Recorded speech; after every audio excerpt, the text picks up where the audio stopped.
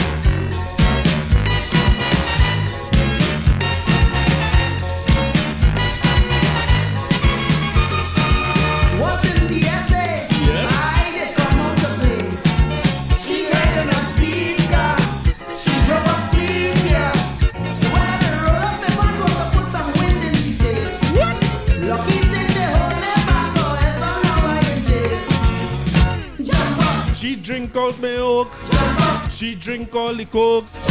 People say she smoke. You think it's a joke? I know she wanna stand up there, blocking people way. Woman is a fool gone, and you want to jump up, all night in the jam. Jump up, I see you come. Jump up, look at me inside. You're a man to buy. Jump. Hey, welcome to episode 138 or 139 of the Corey Shepherd podcast. Welcome back to everybody who's been listening. Welcome to all the new listeners. You know, I don't realize every week I say, well, you could find this podcast on Apple Podcasts and thing, not realizing that if I talking to you, you don't find it already. So what I should be saying is, if you find it and you like it, share it with a friend, you know what I mean? Let people come in and enjoy themselves too. You alone want to laugh? You alone want to enjoy yourself? We're moving so. I know all they come here for, all they come in to get a review of the show. I just want to let you know that better sense did prevail. And I did go to the show for the culture, you know what I mean? For the culture and for the people. And thank God that I organized because it sold out pretty quickly after I was trying to decide. But I was there, so reviews coming. And I want to tell you now that I have plenty words to eat back from the last episode, right? A lot of things I said was not happening and was not a factor at all. So I have plenty things to take back. But let me take in Rudder now. Let me take in some Rudder first.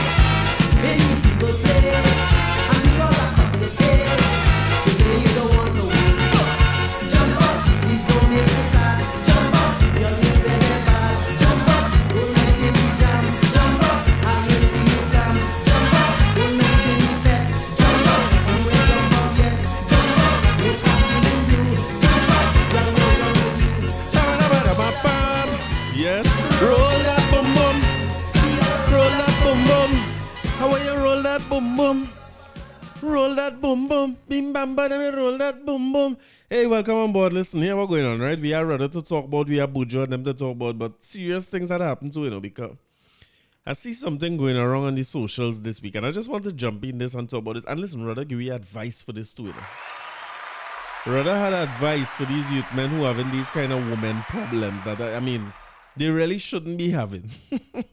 Because within the Calypso itself, it's have enough advice out there telling us how to behave around women, how to introduce yourself to women, how to get women, how to not get women, how to reject women if you have to reject women, right? But it seems to me like these youths still having problems out here because I see a thing in it earlier in the week this week, right? With a woman come on Twitter and was making a whole scene. She was very upset about being asked out on a date. And when she reached on the date, the man only walked with a 200. I like him already. The man come out with a 200 to carry the woman on the date, right? The woman was very upset. And for some strange reasons, these things tend to be a big issue. Like everybody started to talk about these things and you see woman right. And if you ask somebody out and you only have $200, better you focus on yourself. And boy, one woman pick up fire rage for people and start to talk about the man and this and my worth and all. Everybody know their worth in this world now. These youths now. Everybody have worth all of a sudden, you know what I mean? I find if you have worth, you should worth it to yourself. Don't study nobody else can value your worth. And if that with my 200 reaching it, that way it reaching. If you have plenty worth and your worth is in dollars, and I don't have the dollars, I cool that on to the next one. As a young fella in UE, a lecturer tell me a time, he said quantity breeds quality. I live by that standard, you know. Quantity breeds quality. So if you go with your 200 and you make it, boy, somebody they will love your 200. But this one on Twitter talk all this thing about the man, and then apparently her next tweet was a little collage of her eating in different places, and she's what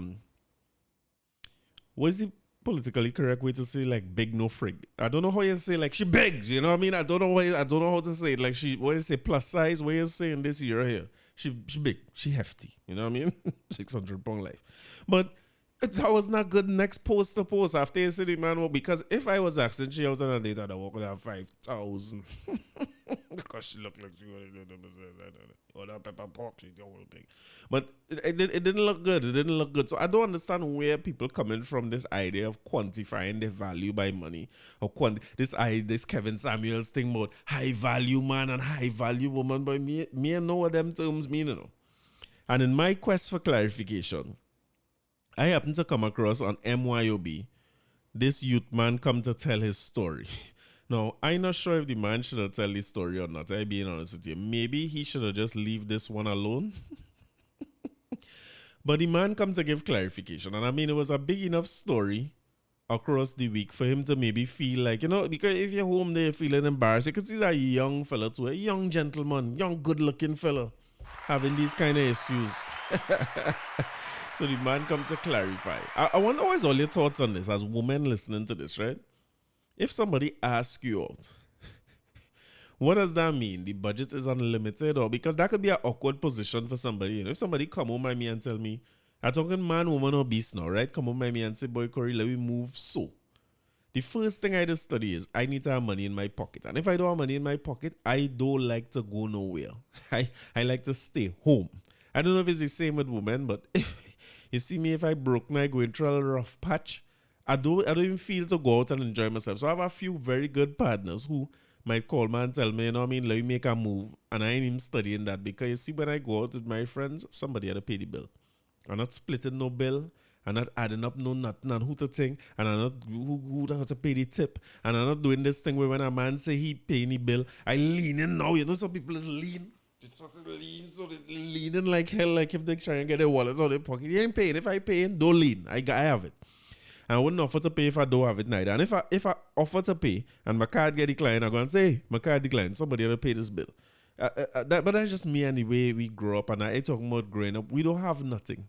But if we go in by a Chinese restaurant and it's $40 we have, $40 at a feed to we. If you get one special and we eat that, them days that $20 special. So we get two. And we had one drink and 2 cups. We're good to go. So I don't know where this notion come from. But this youth man clearly had a hard time because it takes a lot to walk up to somebody who you're done attracted to or find a way with somebody who you're talking to. You know, you're working with somebody or you're going to school with them and you have to go across there and say, here now, I find you nice and you're attractive and thing and I want to carry you out and these types of things, right? And if 200 is what you have, I guess you got to make the 200 work. But I sometimes wonder if the people who get asked out is just leave home broken. Or if they just leave home with to gauge how much this man will spend or how much he wouldn't spend to see if that is a measure of the value of the person. I saw in the international space on socials too this week, Ebony K. Williams run into problems on a show with Ileana Vanzant. If you don't know Ebony K. Williams, she's an author and lawyer. She's do a lot of... I know her from when Joe Budden used to do a show called State of the Culture. And she was a part of the show. And she's a lawyer. I'm not sure if she's an entertainment lawyer, but she's in that black entertainment space a lot. And she was in an interview with Ileana Vanzant. And her... She was paraphrasing, right? But she was basically saying that women achieving and this and that, and they struggling to find men who not intimidated by them and who really living up to their potential, earning like them, and they're using the word worth a lot. Is a word I don't know what is your worth. You know what I mean? I thought we was all created human, and John Legend said we was ordinary people. Me and nobody's worth and worth and worth. But she was saying that she's struggling, you know, as a woman who well accomplished and doing good and financially and otherwise looking good and everything, a good looking woman. And Ileana Vanzant simply asked her as a wise old counsel. She said, would you date a bus driver? And Ebony K. Williams said, if he owns the bus. I like that kind of ambition. You know? So in other words, she don't want no pleb who working for nobody. Who go to, you have a boss and you're going to work and you have to clock card and the boss can tell you stay home today and pay for the day and you have to beg. She's not on that. She don't want no ordinary people, you know what I mean? If you own the boss, then we could talk. So the whole, between Kevin Samuels and Andrew Tate, a lot of people, this be a hot discussion. People who I know married and in relationships for a long time. Wait, no, that's me. But people who I know married and in relationships is feel the need to chime in on people who, if a woman decide that she only wants a rich man, I like to hear the Kevin Samuelites and who like to say, well, if you define a man by the money and you want a man who's 6'2" and he good in bed and he have this and he have that and your pool, your dating pool is small now and you have a smaller amount of men to choose from. And all that is true, but that's she problem. I don't care. I don't care. If you say the only man you want to date in this world is Bill Gates, I say go for it. Go for it. And when I hear you come online and you're frustrated and you're complaining that I can't get a man because Bill Gates is available, then go keep trying. I gave you the most amount of encouraging words I say, you know what I mean? Go for it. You know, give me a shout. Find him on the Instagram. If you want to retweet and tag and thing, I can talk about you. Any platform I have, I can talk about you. If that is your business. And if you, I want to use the word broken very loosely, right? But if all you have is a 200 and you see a woman and you want to carry out a woman, you go for it too. Go for it. You know what I mean? What's the worst can happen? You work with your 200, yes, my brother? Because the reality is like we pretending in this world now where people not supposed to get blank and rejected, and this world gets so soft. Nobody don't want to be stood up. Nobody don't want to get blanked. Nobody want to get rejected. Nobody will want to get this part of life. All that billing character, you're gonna be fine. You know what I mean? You go out with a woman.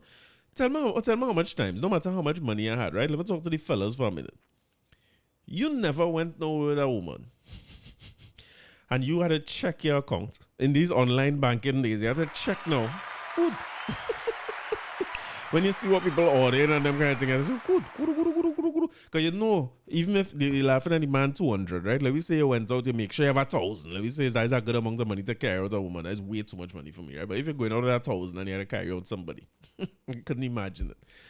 But when you see the thing people ordering and they order 2 wrongs and date going nice, you never had to check your accounts or text your boy. Salute my boy Colonel King, you know much I text, I don't shoot Colonel. I say, Colonel, here what going on? Meet me so and so. Because my money short and I out with something now, something fresh. Meet me here. Don't leave me hanging, you know what I mean? I had to talk till Colonel reach. The waiter want to bring the bill and I care. I don't even want to see what the bill is to embarrass myself. Or you never went nowhere and you eat and your card get declined? I find all them things is a good little character building thing. So my boy went out. The 200 wasn't good. The woman was very upset. And I think what some of the men is be upset by too is I saw a woman making a video. I don't know if it was her who he took out. But she was saying, if you know he's a $200 man, look for $200 woman. You can't look for no 500 and no 1,000 woman and no 5,000 woman if you are $200. And that does sound good if that is how you value yourself. But I agree. I agree 100%. Let me tell you something. I don't play them kind of games in this life, you know. If I remember a time I was tracking a woman. Twice this happened to me with this woman, you know. Twice. because me and my boy went up in the club. We went up in Coconuts with these two girls. We finally get through. Well, in my mind, we get through, right? We get to carry them out, right? And understand that we money limited. We closing so great. We carrying so up there. You know what I mean? But this is what we have, and we don't care. So we going out to them. They living in the area by we. You know, that's the hunting ground. So we going up in the nuts with them.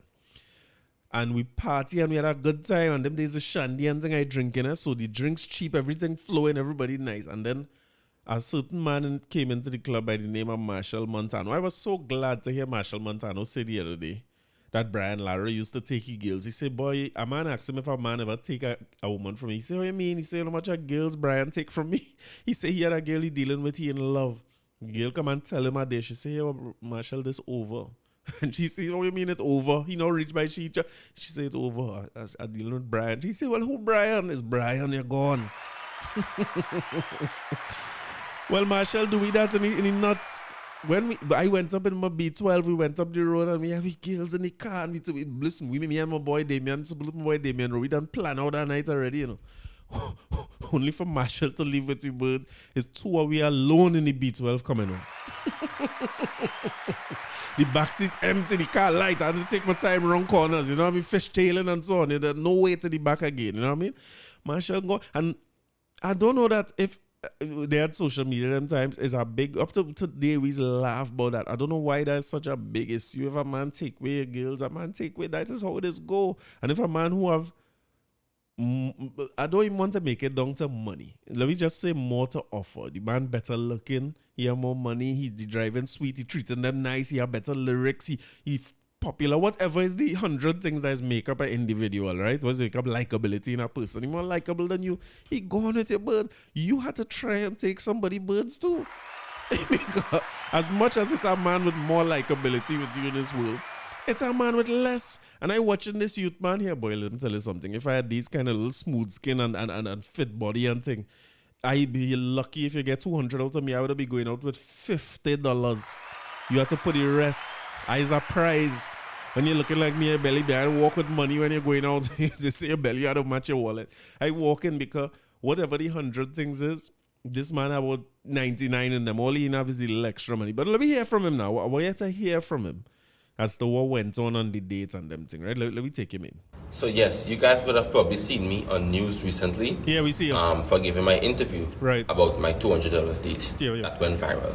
Let me explain what happened. So basically, tell me. I was carrying this girl out on a date. Right. And I had $200, right? Mm-hmm. We agreed to go in the savannah, you know, and eat, you know, and talk to get to know each other better. You know? It's $200 US. As you guys know, I don't have a car, so I had to hire a driver, right? And the driver charged $40 to drop us and $40 to carry us back home. So that's $80 gone already. So I'm leaving $120. Right. I ate before I left home, so I was full. Good. Only her needed to eat, right? Right. So she wanted chickens and stuff. Chickens? I came up to like $70. She drank her juice. Oh God. That's $10, so that's $80. So I'm left with $40. Right. We check it. As you guys know, in the savannah, there's like games you could play and whatnot, you know. Yeah. And she played a game that was $20 per game. And she liked it and she wanted to play a second round. Right? If she play a second round, I play a second round. And so after she played the game twice, my $40 finished. So all I'm left with is the $40 to go back home to give to the driver, right? And she wanted to play some different games, and I'm like, you know, let's talk and get to know each other. You know? Yeah. So we came for, you know, let's talk and get to know each other. You know? And she was upset, and you know, I told her, well, my money is done. That's all that I have, you know. And she was upset with me and say, oh, I'm cheap, I'm broke, I have no money, and I shouldn't carry her out without any money. Right. If I know that I'm broke and I'm not in her class. And I'm like, so why are you embarrassing? You know, we came to talk and get to know each other. That's what people do on a date. Of course. You know? And then I realized, you know, it's all about money, and she didn't really want to get to know me, you know. So I called the driver and she dropped us back home, you know. And I think I must stay single. I must stay single too. You know, because this wasn't working out for me, man, you know. Yeah, man. Salute to you. Let me tell you something. I hope you didn't talk with the accent on the date, I hope you talk like a Trini, because the man say, you're not in my class, and why you embarrassing me so? This man is flip-flopping, this man is all over the place. So me ain't know what currency the 200 was in, right? But let me tell you something, brother. Let me give you a piece of advice, right? Forget value, woman. Forget all these people who talking and thing online, right? Try not to carry out nobody. If you have to be counting your dollars 1-1, so you're setting up yourself to get embarrassed, you mad out. you are exact. You yourself do the math. It's gonna take you $80 to reach to and fro. 120 is what the date with. You telling me the Savannah had games. I only know one kind of game in the Savannah. The games it is in dark. So you don't know it had games to play in the Savannah. You know which part you carrying this woman. You know chickens is cost $70. Me ain't know if she wanted living chicken, X layers, parts, a pillow pack. I don't know what she think, but $70 for chicken and a juice. You know what I mean?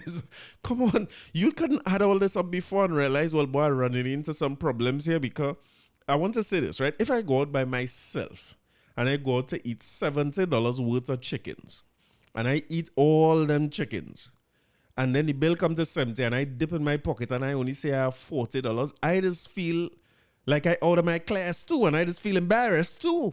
Just personally, I ain't talking about going out with no woman, so anybody would feel embarrassed if they go out with somebody and they can't pay the bill. That's a normal human thing. She must feel a kind of way. Forget all them people who talk about high value and low value. If all you have is 200, brother, you need to get to know this woman home. All it is the king. This generation is the king of text and talk and FaceTime and all it is. I watch my little sister now. She home whole day. And she on FaceTime with a FaceTime group with about 5 different friends talking. All they get to know each other like that. What you putting yourself in that position for? You too young and good looking. You're a hot body boy. You're a high value man. You're a high value man. What you putting yourself through that for? You have exact 200. The man say you have $211. You know it is a loose money lie around. This man start to watch now. When she played her first game and win the teddy bear, that man only had $20 remaining. And then that man here, she want to play again. That man like he start to feel sick. He say, oh God, please don't let she win nothing else and she want to play again. I find she wicked too. She could play for some blasted game too. You're going to play game and the man, you want to pay for a game. What happened? You want to go on next rounds. You pay for next round. You know how much it's be for next rounds? But I feel it from a boy, you know, because, I mean, I get kicked something, but genuinely, you could see the little youth man looking embarrassed in the face. And in this era, I'm so glad that I born before this internet and social media era, because I couldn't live through this. Because the amount of slander is get online to the point where he come in and respond to a bunch of fools like me who just here to get kicks anyway. No matter what you respond, I was gonna bill it. You know what I mean? It don't matter. I'm here for the entertainment. And it's the same when the people on Twitter who responding to the woman. People just had nothing to do and willing to respond to anything. And a lot of people who taking 2 seconds to respond to this, not putting too much thought into it neither. You know, them talking about their own bad experience or their own biases or the way they see it should go. And they put that there and they forget about you. But now you have to live with this and go through and read all these comments. Like if like if they're meaningful or you feel you can't sleep in the night because people talk about that. I see Third Base respond, or plenty of people respond in the comments to this one. The man say he done. He think he gonna stay single, and Third Base say one bad apple don't spoil the whole bunch. Get yourself an older woman. Base. You Third Base, salute to Third Base. Third Base is a legend, but that is horrible advice. Horrible advice. Do not get yourself no older woman, my brother. Don't try it. If you mean older, like you say, cougar types. Get women who don't have young woman problems. They don't need no house to live in, their mortgage paid off, their husband who footy dead. Look for a woman like that, brother, who don't care about how much you have. Or look for the kind of woman who's leave Germany to come to Tobago to meet people on Storby. Because you have a little Storby, you have a Storby body a kind of way too, you know, so you're supposed to be able to get through with that. I find personally that a little Storby kind of scene might be what work out for you, where instead of you spending your money for second rounds, you get paid for second rounds. Storby might be the spot for you, but don't listen to Third Base and go and look for an older woman. And all. Let me tell you something. Within a relevant range, the older these women get, is the more that this costs you. The more that this costs you. You looking like he's about 21, 22. Stay in that bracket, brother. With $200 could still stretch because, in all fairness and honesty, I find the youth do good with the $200. The youth ain't do bad at all for $200. He get 200. And I don't understand like why you pay a car. And you could have tell her too. You could have tell her before you leave home. Say, girl, I really like you, girl. I want to carry out. I want to get to know you and thing. But this might be the best time for me because right now the most I could afford to spend. Don't say you had 200 to your name. You had to word it right. You had to say the most I could put out now because I have some goals and I put aside my money for. You know what I mean? Say something. And then say the most I could put on a date right now is 200 and I value you more than that and I want to carry you out when I could make it right for you. So what I want to do in the meantime is just get to know you and you know what I mean? I could pick up something on the way. That way you could go and get chickens for cheap, you know what I mean? You could go and chickens in the depot and carry down rather than put yourself through that kind of embarrassment. But I like the little youth, man. I like the youth. I find the youth should not have to go through that. But it is what it is. It is what it is. Forget all these people on the internet who like to talk about high value man and high value woman and all that kind of thing. You determine your own value, brother. And if 200 is... I went on all kind of date with one before, you know. And I always say that my first date spot was Jenny's on the Boulevard. And when I carry people Jenny's on the Boulevard, I orders. I like, you know, wait, is it chicken? Is it this? Is it squid? Is it whatever the things is I order? Because I know in Jenny's back in the day, what I order not costing $300. It looking like a nice fancy place and them kind of thing. But when I order thing, it ain't costing $300. $300 is the maximum my bill coming up to in Jenny's. I mean, different story now, right? But my whole date costed me at $300. Thankfully, I was driving and thing. But to tell you the truth, if I wasn't driving, I had girlfriends at his age where I used to travel. I used to jump in a car. I used to leave St. James, jump in a taxi going down, going to Maxi in Citygate, go Maloney, pick up birds, pick up people's daughter, right?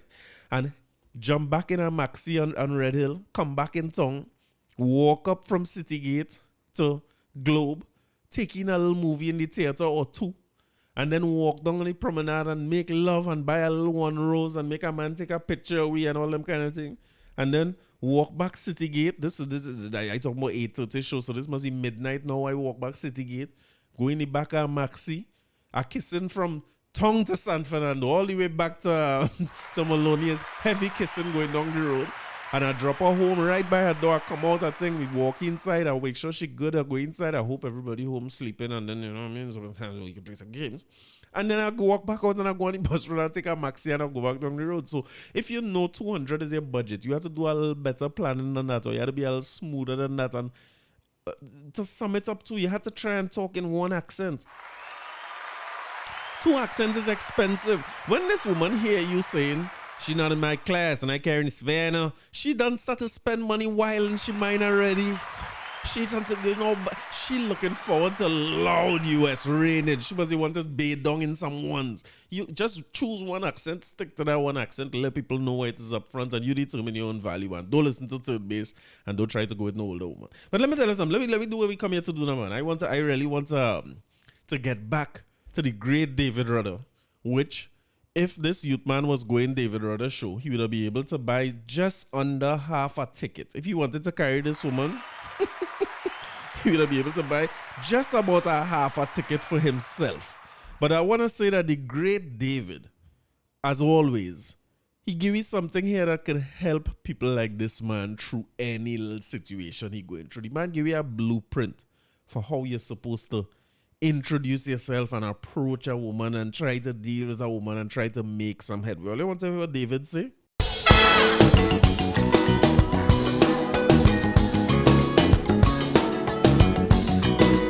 Let's go.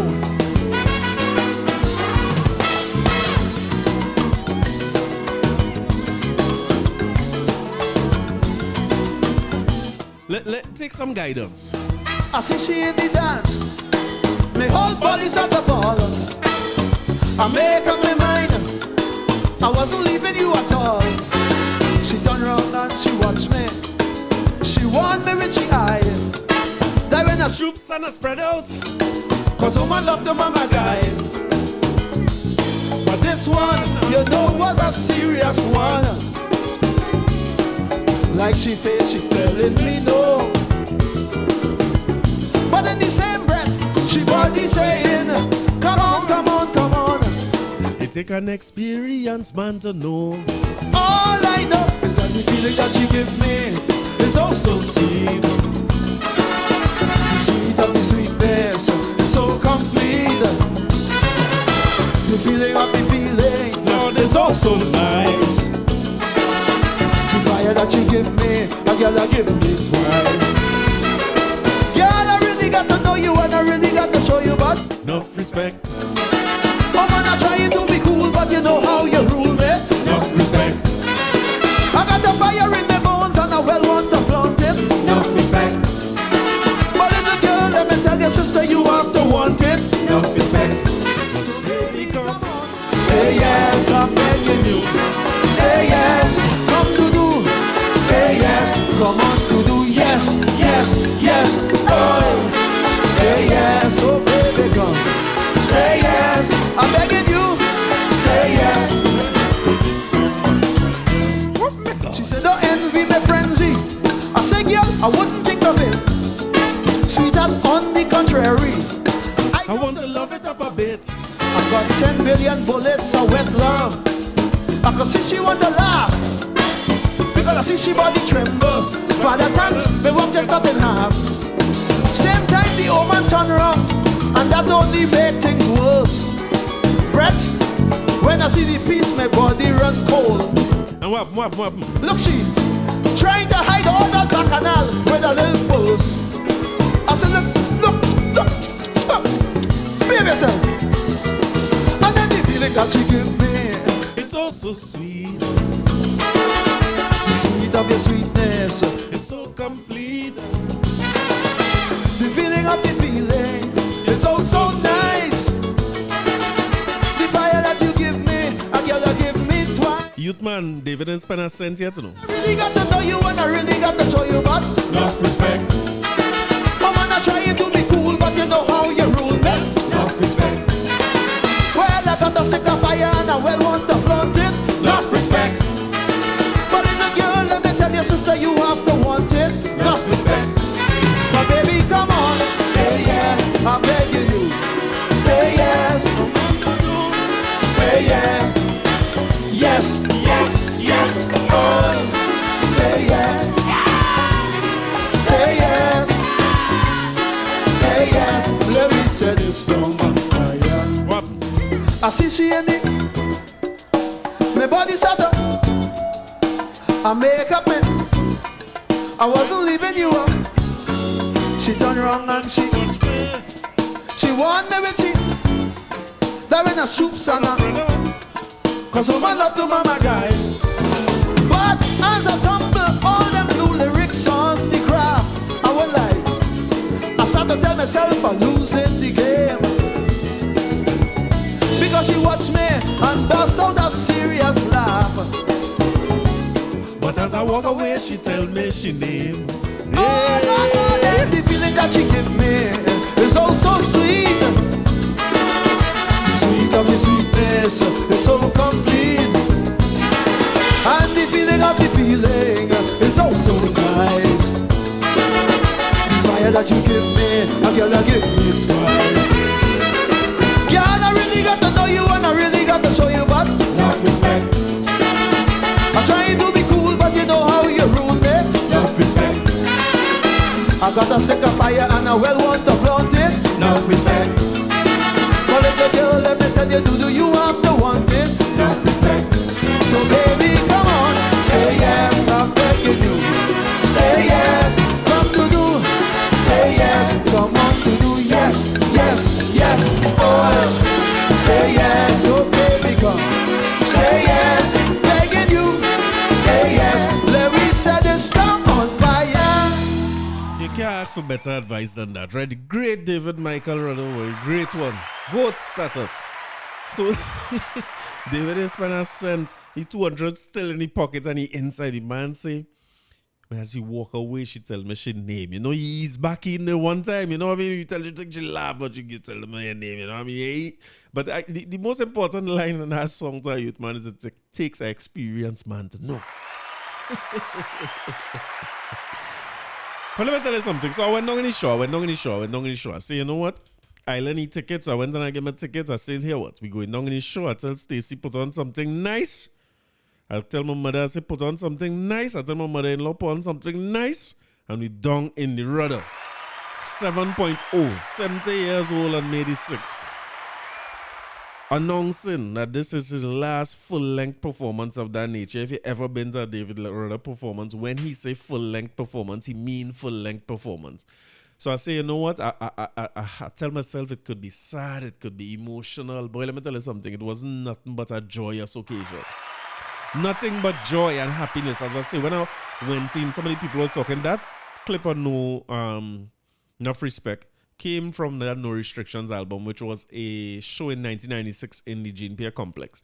And people who came into that show, when we first walked in, I was hearing people talking about the fact that they went to the No Restrictions concert back then. So I mean, is that a wonder? Like, as I say, how much artists could span that kind of time and have people have those types of experiences from then till now up to 2023 and have so much that they add to their repertoire in that space of time from the 96 show that is hits that you can't leave out of a show now, you know what I mean? And same squad coming through. And you know, you hear somebody talking about people who they went with who fall off, you know what I mean? Men who drop out and they still here as the crew to come back to a show so many years later. So salute to him. I want to tell you about the whole experience, right? So when we got there, one of the first things I was very, very impressed by is this was in Songforge, right? And if you remember, I was talking a few weeks ago about going King Addy's show in Songforge.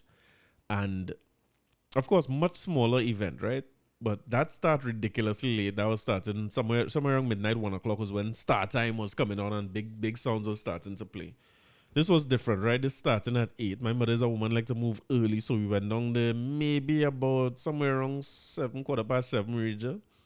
And they had parking in, I know it has Junior Sec, right? But Stacy tell me now it's Mokorapo East and Mokorapo West and whatsoever it is. But I know it has Junior Sec. So they had parking in Junior Sec.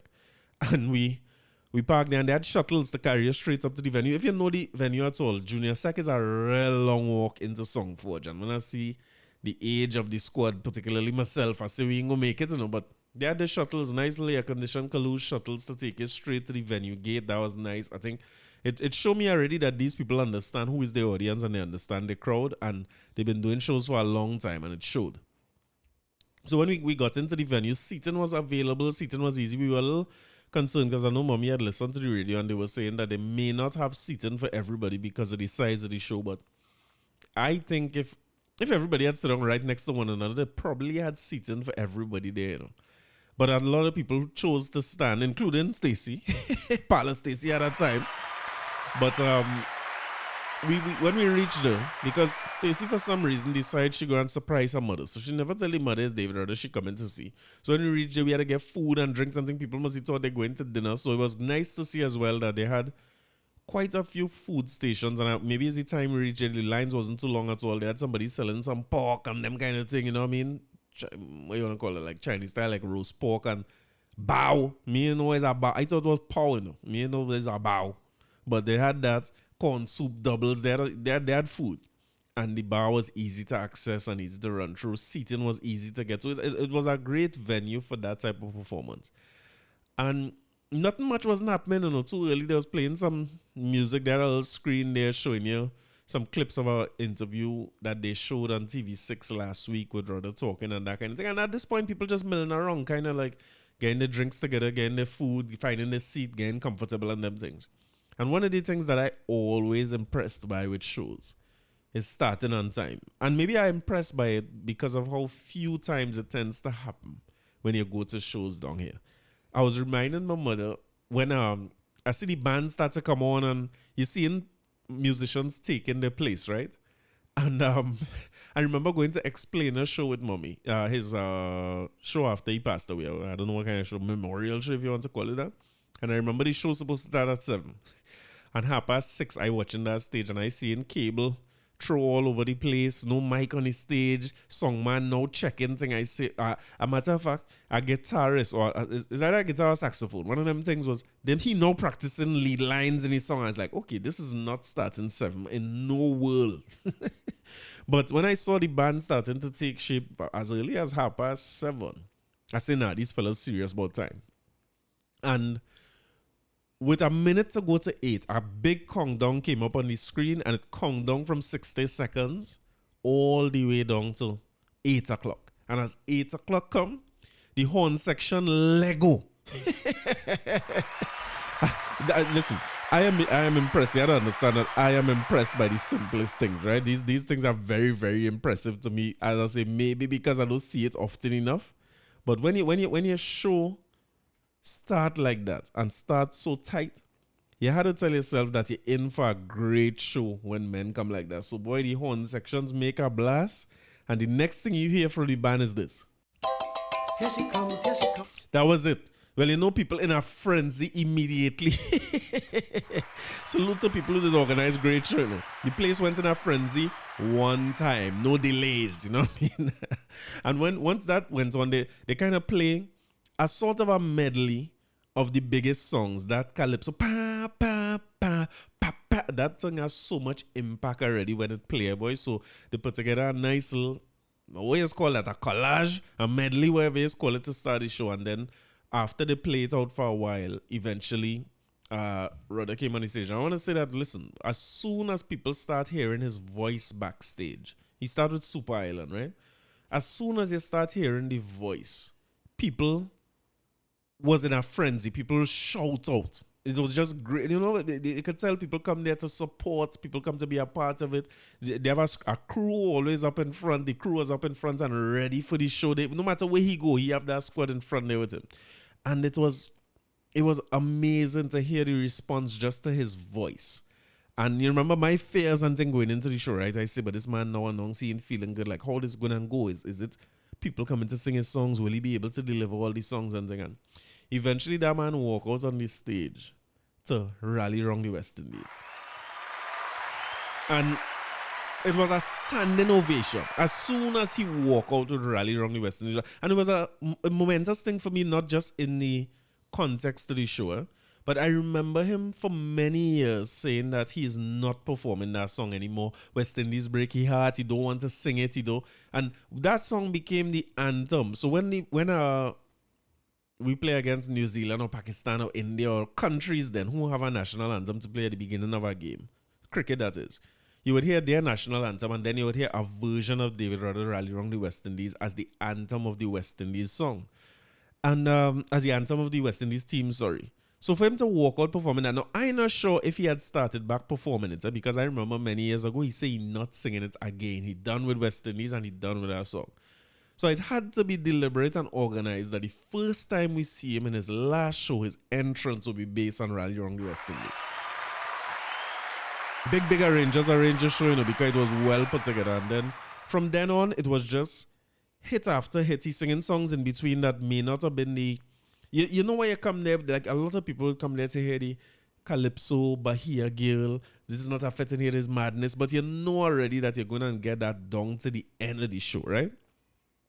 But this man gave us a reminder of how much hits he really have, because he was running through them. And when he gets the songs like, the people have the power and the glory, at that point he have the crowd eating out of his hand. Everything he sing is winning. And then he kind of drift off stage. And a song that I like a lot, right? I don't want to go about talking about too much song here when I could play song, eh? But this is one of the David Rudder songs that I eventually fell in love with when I started playing music. I'm not sure that I pay a lot of attention. I was never a lover of too much of pan songs. And this was one of the pan songs that it was alright, and I listened to it over the years and I never really paid no mind. But when I started playing music and we had rehearsed this and played this for some event, I started getting a newfound amount of respect for it. You know this one?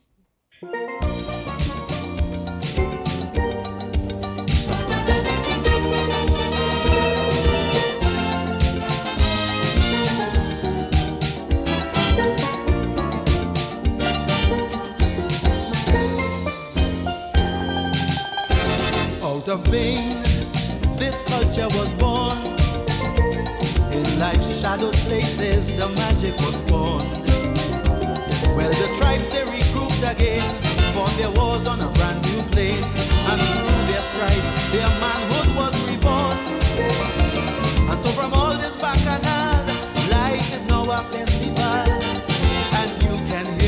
children sing. Hear them singing. This praise song was written for the band to all those who shown their dedication. Out of yesterday's rejection, onward to a new perfection. From a hunger came a feeling. From that field we shaped the steel. So we sing a song of praise for those who helped to clear the path that we could see through. So now we children they have a source. So very trin begonia of God. Out of a muddy pond, 10,000 flowers bloom.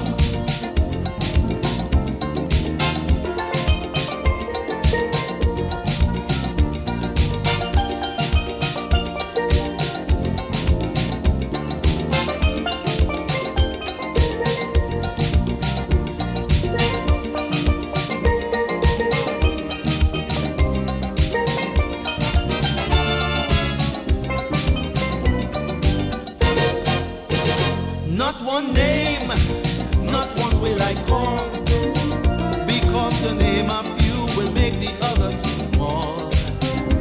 But I hope when they hear my song, it will keep them proud and strong. And the once that a man might just shrug and sing along. And anytime we catch him doing that, we could beat his chest, and that's a fact. Cause we know this song could never be in vain. Let me sing it. This praise song was written for the band to all those who shown their dedication. Out of yesterday's rejection, onward to a new perfection. From a hunger came a field, from that field we shaped the steel. So we sing a song of praise for those who helped to clear the path that we could see through. So now we children they have a source, so very trin begonia of God. Out of a muddy pond, 10,000 flowers bloom.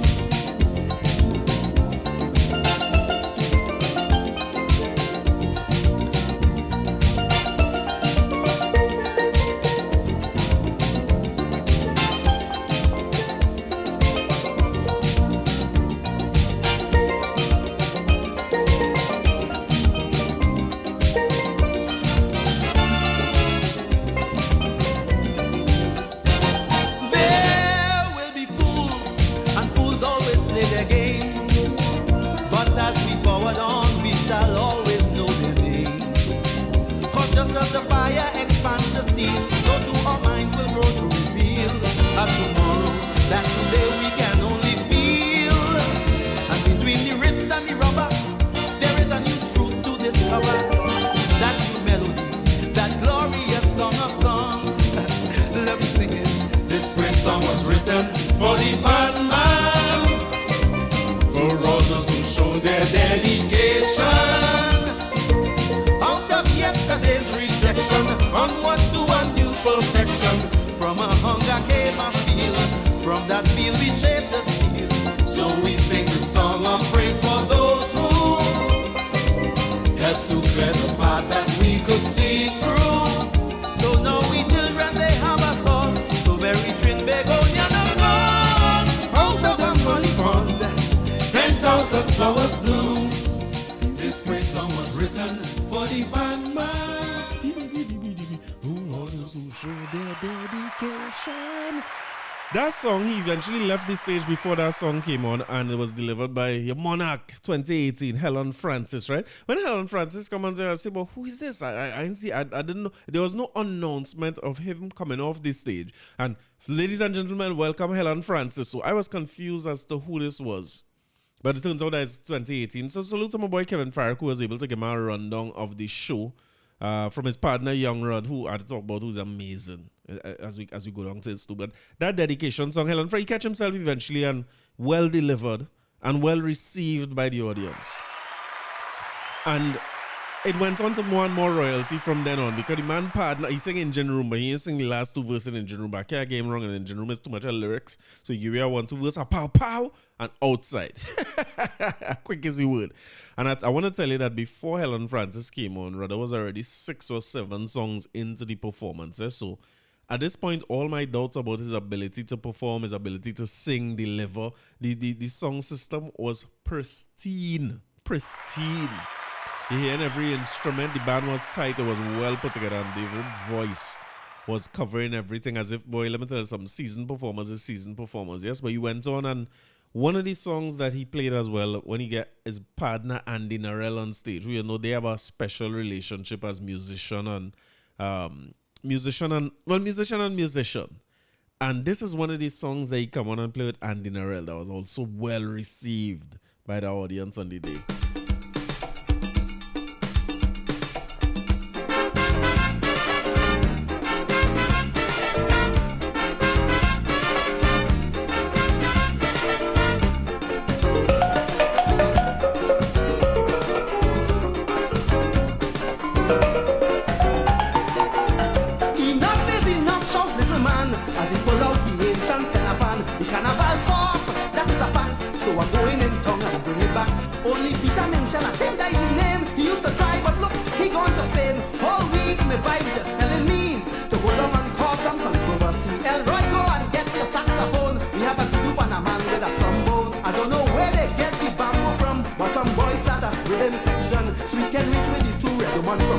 All you know the two we are talking about. They must have flash around and wet the ground and cup the bottom in the direction to come. They call in the band, the long time band. See them raise their hand, the long time band. 25 of them, the long time band. Jump guys so rhythm, the long time band, the long time band, the long time band. They come out to follow the long time, the long time band, the long time band. Something mystic moving through the line.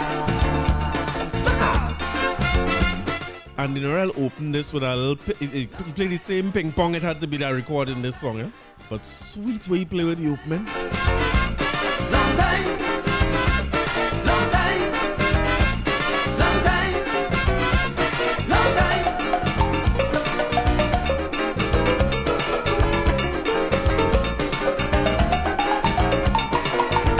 In it ball out like she insane. Lord, I never thought my times would come again. When we jam it used to rule these people down. The hoity toys used to run when we are wrong. She forget she was cooking, but she amazed. This looking like a band from a jamming days. She pull up, she dress and pop she mouth. As I walk up, she belly inside and out. People try their best to cool she down. They even send for she man, they say he's strong. He was an Indian from Belmont, they called Farouk. He really tried to cool she down for truth. She fling him off, not for hell, she won't listen. Then she start to whine like she never christened. She body made from blood and bacchanal. And that bottom come to mash up the carnival. Is that so it wasn't? The long time band. If you see them jamming, the long time band. it's 50 of them. The long time band. Jamming Kaiser rhythm. The long time band. Ah, the long time band, the long time band. They come out to follow the good man. The long time band, the long time band. And they stick moving through the line. Long time, long time, long time, long time, long time, long time. When I tell you what owning the crowd, destruction at this point, and I tell you the band tight, everything flowing correct, and he come and he dropped that long time band. And what was interesting about that is I saw a documentary or interview, as I was saying, on TV6 last week. It was short. It's a little mobile one who sent it to me or point me to, was it TV6 or CNC3? On a local news station, right? I saw the documentary. And it was an interesting concept because they asked him what was his top 5 songs. And as an artist, especially artists at the level and the caliber of David Rudder in terms of writing, the concepts, the topics that he chooses to talk about, the chord structure to his songs, the way he's delivered his song, even the way he's used Trinidadian slangs in the songs themselves. It must be real interesting to hear how we come up with the concept of songs, why these 5 songs is his favorite, or why he put certain lyrics together and language it a certain way. So that was a real interesting concept. And to my surprise, that Long Time Band was one of his favorite songs. He had put that on his list. And he isolated that line where he say, she started whining like she never christened. And he said his thought process with it was to show you how much of an effect the church had on the festivities and carnival. It goes hand in hand, although they might be seen as going counter to each other. Because he's saying, for you to whine bad, your reference point is the church. So you're whining bad because you never christened. And boy, it was beautiful hearing him talking through some of his favorite songs. So it was nice to also see him perform that with Andy Narell. And at this point, we done 10 songs in. You know, this is a full show. It's as some artists, this is a full show for them already, you know. But you knowing that they have plenty songs to get to, and he not. In fairness to him, this man is not running through songs, you know. This man is delivering sometimes all the verses in a song or playing out. And the band, I don't know who is the band. I wish I knew who was the band. Is the band's name on this boy? I was going to say, I thought it would be All Stars, but it wasn't them. So I don't know the band. I didn't know any of the musicians who was on stage either. But he went ahead, he did ministry rhythm. He said he was dedicating that to his band members who would have passed away, Wayne Bruno and Barry Howard, both who passed away recently. And he said I believe he said that was one of Wayne's favorite songs, so he makes sure and do that. It doesn't get too much bigger than this. Song after song. Now, I was particularly interested in some of these songs that I didn't know, right? And as an artist, you have to have a certain level of confidence on a stage. That you have no doubt that somebody like David Rudder have this, right? But when you're singing songs that you fully well know is not the most popular and known to people, but you know that you could still rock the crowd with that song, even though they hear it for the first time, that is something I always appreciate and I find it special.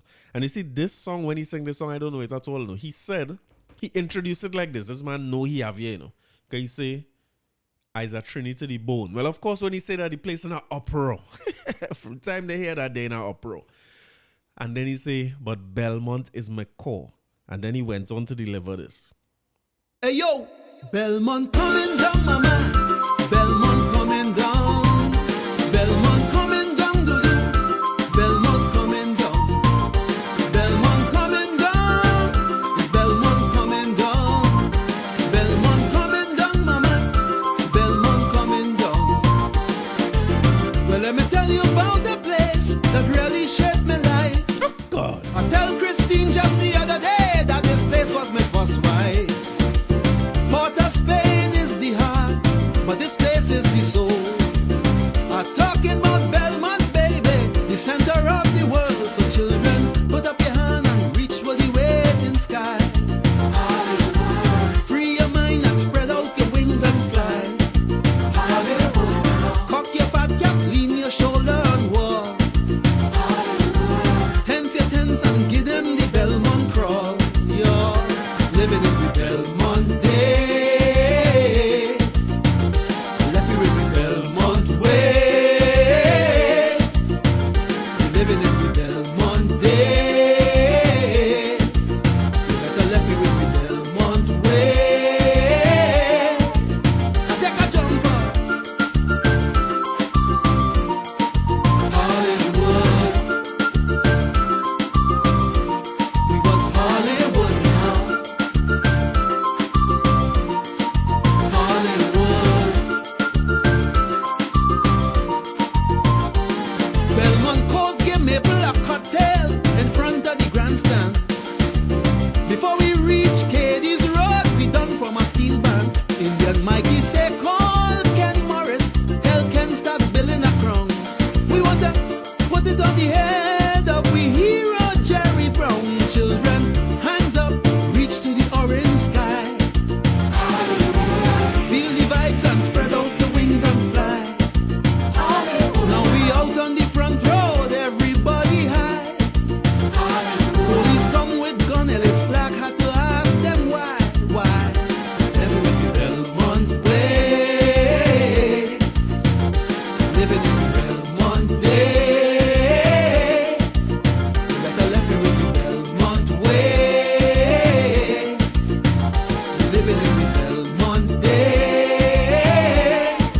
Hey, Ducky Derrick. Hollywood. Belmont was Hollywood now. Was Hollywood. Hollywood. That song went down so nice. Brother stretch out the song too. And when he hit that Belmont crawl, you had to love it to know. Run up on a bad boy stroll for them. He had to show them he called up a man on the stage and things. Say, hey, where's so and so? Come. Let me get him a Belmont crawl. The man like he was a producer of the show, so the man had to take off his headset and hit him a Belmont crawl. Again, owning the crowd, you know, everything. He can't do no wrong on that stage, and it's a certain amount of joy. I don't know if everybody was feeling the same way as we, but just to see him out there, forgetting all illnesses or anything aside, you have to remember that this man is 70 years old, you know, he's on his 70th birthday, putting down a performance like that. It's impressive to see, no matter what angle you look at it from. And that Belmont crawl stand out, that is something I will never forget. It was worth the price of admission. If this youth man had a couple more than $200, I wish he could have been there to see one of the giants in the art form perform that Belmont ways. I love it. Highlight of the night for me, one of the highlights. I mean, there's so many highlights in a night like this, but of course, he referred to the Trini to the bone. And they might know how to put together a show, you know, because they're eating out of their hand. Everybody want to hear that Trini to the bone. But somewhere in the mix, because when I came in, just before the show started, a matter of fact, I saw Carl Jacobs, who is rather good friend. You know what I mean? Them fellas and them as them fellas partners, you know what I mean? He down in Kaiso Blues right through Lyman when he down here. And there's real true friendship. And I talk about that on last podcast too in terms of Carl Jacobs and his voice and if he would have performed with him and stuff. But I think it was pretty obvious that in his last performance, he would have had to do it with him. And I saw Carl when I went in because it looked like Carl was managing this song system. And he was definitely by this song board talking to one of the operators and walking around the venue as if he working. And that is what he would typically do when he is in Kaiso Blues too. So I say, well, it's good to see Carl Jacobs there, you know, see friends, see people who's genuine friends with him over the years there. But when it reached that part of the show, before anything play, he say, where Carl Jacobs? Somebody called Carl Jacobs. And Carl went up on stage with him. And just seeing that both of them on stage is a special thing.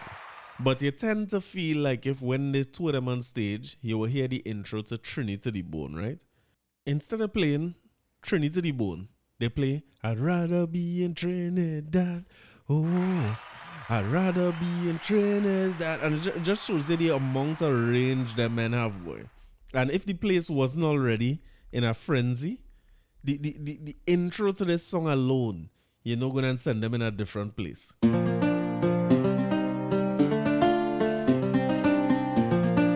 Islands in the sun, islands in the fun. Welcome, welcome one and all to the land of death. Trini to the bone, Trini to the bone. When they come to Bacchanal, well, they can't beat we at Trini to the bone, Trini to the bone. Look, sweet woman parade abundantly. The brethren, they full of energy. Some people say God is a Trini. Paradise are not convincingly. God gave us a spirit fiery, but nothing in the world will bother we. But look at smart man gone with we money. We still come out and mash up the party. Sweet, sweet TNT. Oh, how I love of this country. Sweet, sweet TNT. No place in this world I'd rather be. Sweet, sweet TNT. Oh, how I love of my country. Sweet, sweet TNT. All this sugar can't be good for me. Oh, from Toko to Caroni. Oh, Maramba to Sanssouci. Oh, from Scarborough to Kokori. Oh, profiling on Frederick Street. Sweet, sweet TNT. Oh, how I love of this country. Sweet, sweet TNT. No place in this world I'd rather be. Sweet, sweet. And listen, just here seeing Carl Jacobs up there, two friends, when that man's voice come in. All this sugar can't be good for me. All these years I spent abroad in the cold, longing to be home. Trini to the bone, Trini to the bone. Lord, I pray that some sweet day I will no longer have to roam. Trini to the bone, Trini to the bone. The problems we have are plain to see. We prove we could stand the scrutiny. All I know that true democracy. How we vote is not how we party. There's no place like home, some people say. Though some have to leave to make their way. But in your hearts I know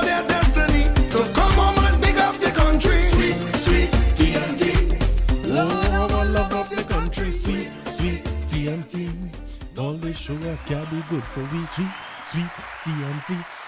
Just seeing two of them, and of course, Carl Jacobs start a happy birthday to you. You know what I mean? It's just so nice, you know, and the band tight because the band just pick him up wherever he is, and the whole place sing you know, in New Song Boys, I always remember when they used to say, and we shall sing so lustily. These crowds sing lustily. I really like my vocabulary. And I mean, great song. He came off the stage at that point. Vonette Bigfoot came on to a huge round of applause. I think people will say, she's an infectious person. You know? I ain't talking about just performing. You know? She's an infectious person. When you see Vonette Bigfoot, you had to smile. You had to enjoy her presence. And she came and she did a song that she said was written by Rudder for Ella Andal called Woman of the Sun. And then she started a song for A Lonely Soul, and Rudder came back on and finished it with her. And even that, every little moment was so special, you know, just seeing her starting that song. And, you know, maybe it's just my unfounded fears, right? Because every time I see him leave the stage, I think, you know, God, I hope he good. I hope he good. I hope he, you know what I mean? I just hoping he all right. But it seemed to be well planned out, because when he came out on stage for it was in center stage with a standing mic, and she kind of step aside and give him back the stage. Something about that unspoken language between performers is a beautiful thing to see, you know what I mean? They were not the only guests, because I had noticed even before, when I first got there, I saw that Carol Jacobs was one of the backup singers, and you know my eyesight isn't so great, right? But I see a man in a fancy pants. The best way I can describe it is a fancy pants, man. A very, very fancy pants, you know what I mean? And I tell myself, I say, but that had to be Roger George. That next partner too, you know. So I say, but Roger George singing backup and Carol Jacobs. So even that was nice to see. And Roger George came out and sang calypso music, or a version of calypso. It's not exactly the original. The way he delivered it was slightly different, slower, if I remember right. So were well received by the crowd. Stacey was saying she enjoyed it, because I tell her, I said, Rudder had to come back and sing calypso. This can't be the version of calypso music they leave you with in the last performance. And she used to say, you know, I enjoy his version. I like how he delivering it. And by the time you turn twice, it wasn't just start time with Roger George, Carol, and Carl Jacobs, Helen Francis, but he had more stars in store, because when he come to this song, he joined by Kes on stage.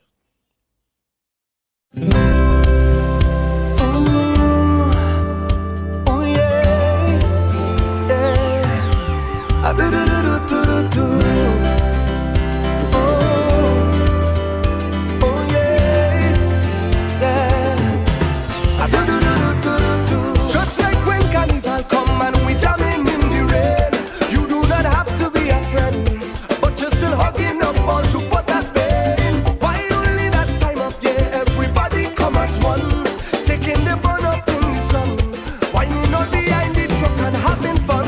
But you need to keep in mind when Carnival done and there's no more up and rhyme, no instrumental, so please keep the unity. Everyone is family, Indian, black, white, or tiny, bald head or mask. Live your life like you're playing chess. Live your life like you're playing mask.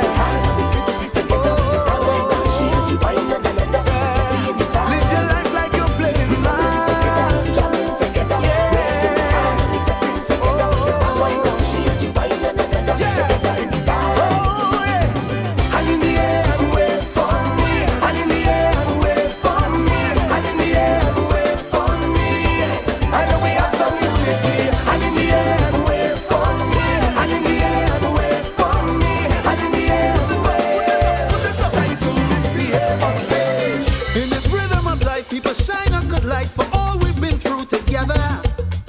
I know, we're passing through all kind of weather. You gotta know your role in this living masquerade. Cause the young and the bold come to shake it up. They gon' wake it up, whoa, yeah. So when the iron clang and the old drum boom, soul fire start to blaze. We found the love we could never lose. So please bring the unity, peace, love, true harmony. Don't stand up and just wait for this band to pass. Live your life like you're playing mass.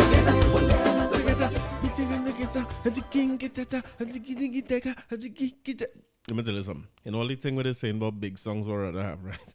that song is one of the biggest songs that I ever do. I mean, I know it's Kes. It might be Kes song featuring David Rudder, but that is a big, big, big, big song. At this point in his show, right, I realized something. All the things they say, right, as our art form and calypsonians and who they are, and calypso might be, not as popular as other genres of music. At this moment, I realized this is the equivalent of watching a Bob Marley show. The Bob Marley would have passed away when he was young, right? But he kind of hits. I don't think there's a topic that Bob Marley would have sing about that David Rudder never sing about. When you look at his writing style and the complicated way he puts together metaphors in songs and the way he delivers them over a melody that you're dancing to things that serious matters. Or he force you to think, outside a normal circle, because David Rudder sing about Cuba, Haiti, Jerusalem, Brooklyn. They don't have a place in the world that look like that has strife or problems or things to ponder. He sing about nuclear war, local warfare, civil war, the same things. What if you look, you just go through the themes and of course he sing about love and loving a woman and loving your. You understand? Loving your country is not different than when you're looking at a show. At this moment, I realized, boy, don't ever miss out the chance to be in the presence of greatness. I was frightened to go. I was studying, but let me tell you something. From now on, anytime, one of the things I regret a lot, right? I was by my sister a couple of years ago or last year. And Dave Chappelle was playing a show in DC, which ain't far from where she lived.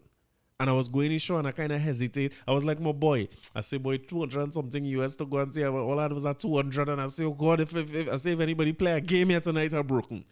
But I'm not missing out the chance to go and witness greatness again. Because at this point, I asked my mother, I said, Mommy, if Kes here, you feel Marshall and them here too, boy? This is the time when the waistline and the bassline takes control. This is the land of oil and music, music for the soul. Children, are you ready?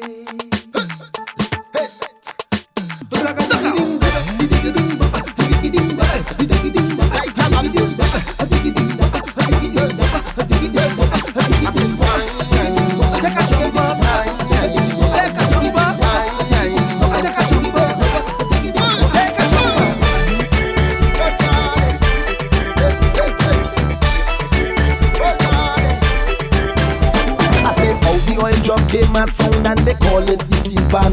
Made the batons them put down the guns and exchange them for iron. And when we rub that oil on the body and you hear that sweet melody calling, it's Tuesday morning. Yes, I am so down to earth that they say it's something in the soil. And for all its worth, some say it's oil in the coil. But deep down inside the station, you could hear a song and a rhythm calling. Yeah, the voice is calling. This is the land of oil and music. When you hear the rhythm, I tell you can't refuse it. It's the make steel drum. When you hear the start to beat it, it's the going bum bum bum bum bum bum bum bum. It go make you jump, it go make you wave, it go send you wild, make you misbehave. It's a rhythm to make you whine and make you feel fine. Wine out of your mind, oh wine out that time. Mr. Rudder say, where we come from, I tell you it's oil and music. Where we come from, I tell you it's oil and music. Yes, we are, babe. Where we come from, I tell you it's oil and music. From the wicked, I tell you we have it. There's a rhythm on the street, the beat making bacchanal, and one set of ruction. Woman set a tumble down in the carnival, they feeling the adoption. Ooh yeah. It's sweet on the street and he's getting weak. Some talking in tongues.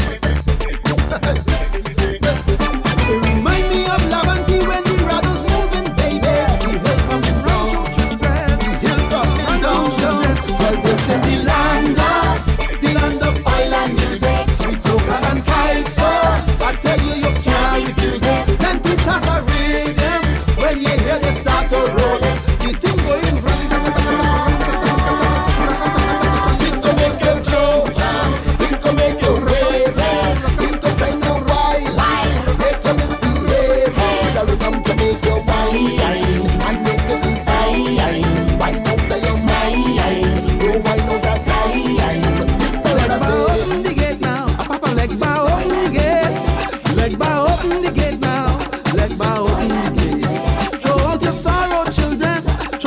sorrow, children. Throw out your sorrow. We're gonna do it that. Listen what I'm telling you. Listen, Marshall, come out. A great part of the show too, because you could see everybody who was there paying their respect to him. I forget to tell you, Roger George break out a happy birthday too and had the crowd singing happy birthday again. But everybody there, friends and family, people who I saw one of the articles in the paper refer to it as, did I just say article in the paper? Like I'm 75 years old too. I see one of the articles referring to it as a passing of the torch, you know what I mean, of sorts. But that was it, and Marshall was, at that point, Marshall sang Happiest Man Alive, which was weird to me. I didn't understand what was going on, because everything at that point of the show was related to Rudder. It was either a song that Rudder write, or a song that Rudder sing, or they sing with Rudder, so all the guests there were part of it, but Marshall just sang Happiest Man Alive. But he went after Oil and Music. But, you know, remember that this man is not announcing nobody who come on the stage, you know. He's starting to drift off of the stage, and then he's seeing a performer come on the stage. He's not saying, well, ladies and gentlemen, Miss Vonette Bigfoot. You just see Vonette and everybody going up in an uproar. So he didn't introduce Kes, he didn't introduce Marshall. But after he sang Oil and Music, he kind of pointed at Marshall. He said, all you know this fella?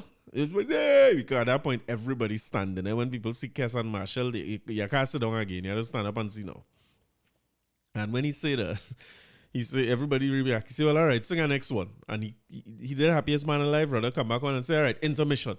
No, I thought he was joking, because well, you know the old man in me starting to kick in. And it's only shame because brother is 70 and going for 4 hours. And after 2 hours, I thinking, you ain't bound for no intermission at this point. You know, my first instinct was, listen, forget the intermission. You know, you could just sing the rest of the song, and then you could go straight to start time now and just Lego bombs and let me reach home at a reasonable time. But they had the intermission.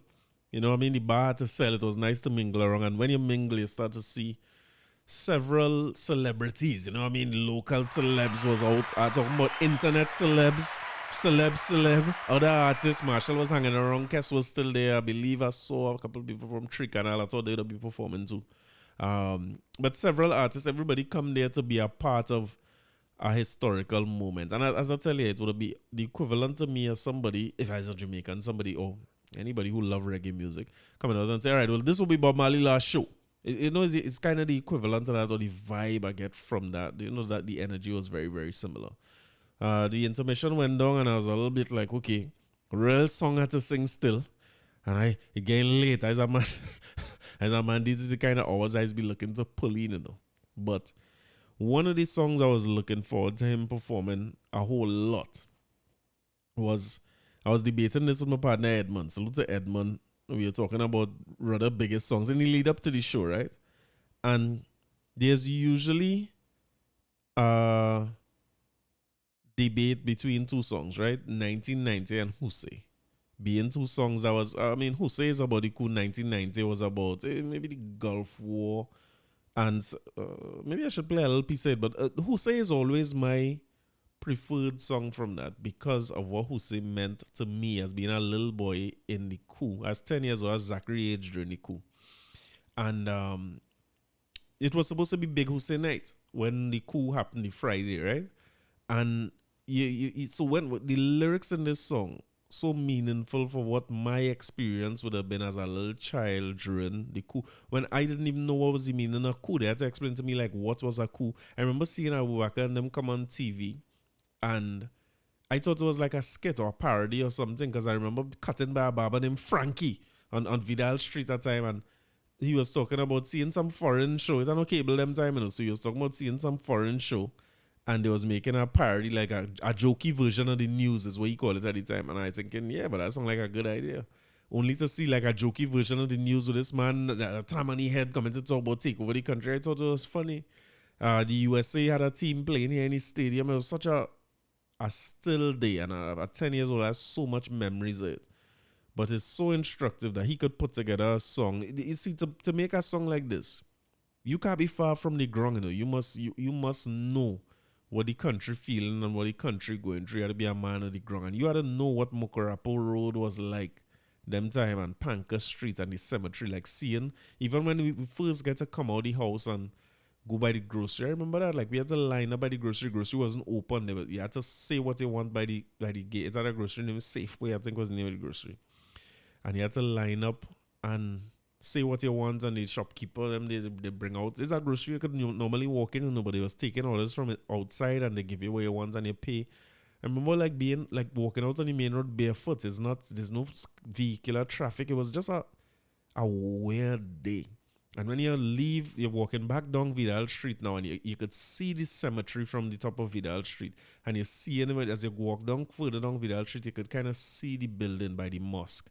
And you're seeing men with guns on top of the mosque, and you're seeing police and soldiers in the cemetery, like perched on graves and guns pointing at one another. It's a surreal kind of thing. So for somebody to capture something like this, you can't do that from a distance, you know?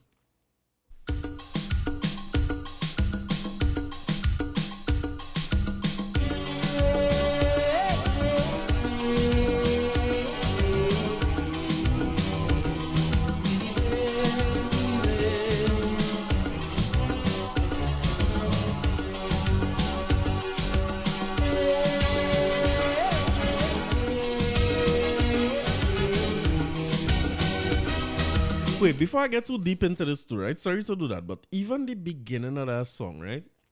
It make me feel like Release Man is Lyman St. James, honestly. Because the little wail in the beginning song, it remind me of different times when that was a normal thing to hear. When you hear Juma on a Friday evening, right? It's a normal thing to hear I don't want to be disrespectful and say the chant or the song, but you usually hear the I don't know what's the right word to use, but you usually hear that melody coming from the mosque. If you ever live close to a mosque, like I hear it in Shogunas now when I get up early to walk, and it's something that I like to hear a lot. It's reminding me that I live in a great place and where people could coexist and just be a part of. You could loudly express your culture, whether I'm a part of it or not. And I allow you to do that. You could loudly express your religion and do your worship. And whether I'm a part of that or not, I respect the fact that you do it. So one of the strange things about the Kutu was that usually you're hearing that every Friday. And you know there's a thing called nose blindness when you're smelling something for long enough. Well, it have ears deafness too. Because when you're hearing that all your life growing up every Friday, you don't pay attention to the sound of it until that particular Friday when I didn't hear it. Like at 10 years old, it was strange that you're not hearing that sound coming from the mosque. And even in the opening of this song, the way he put together the opening song, just like what you used to hear as a little boy growing up in St. James.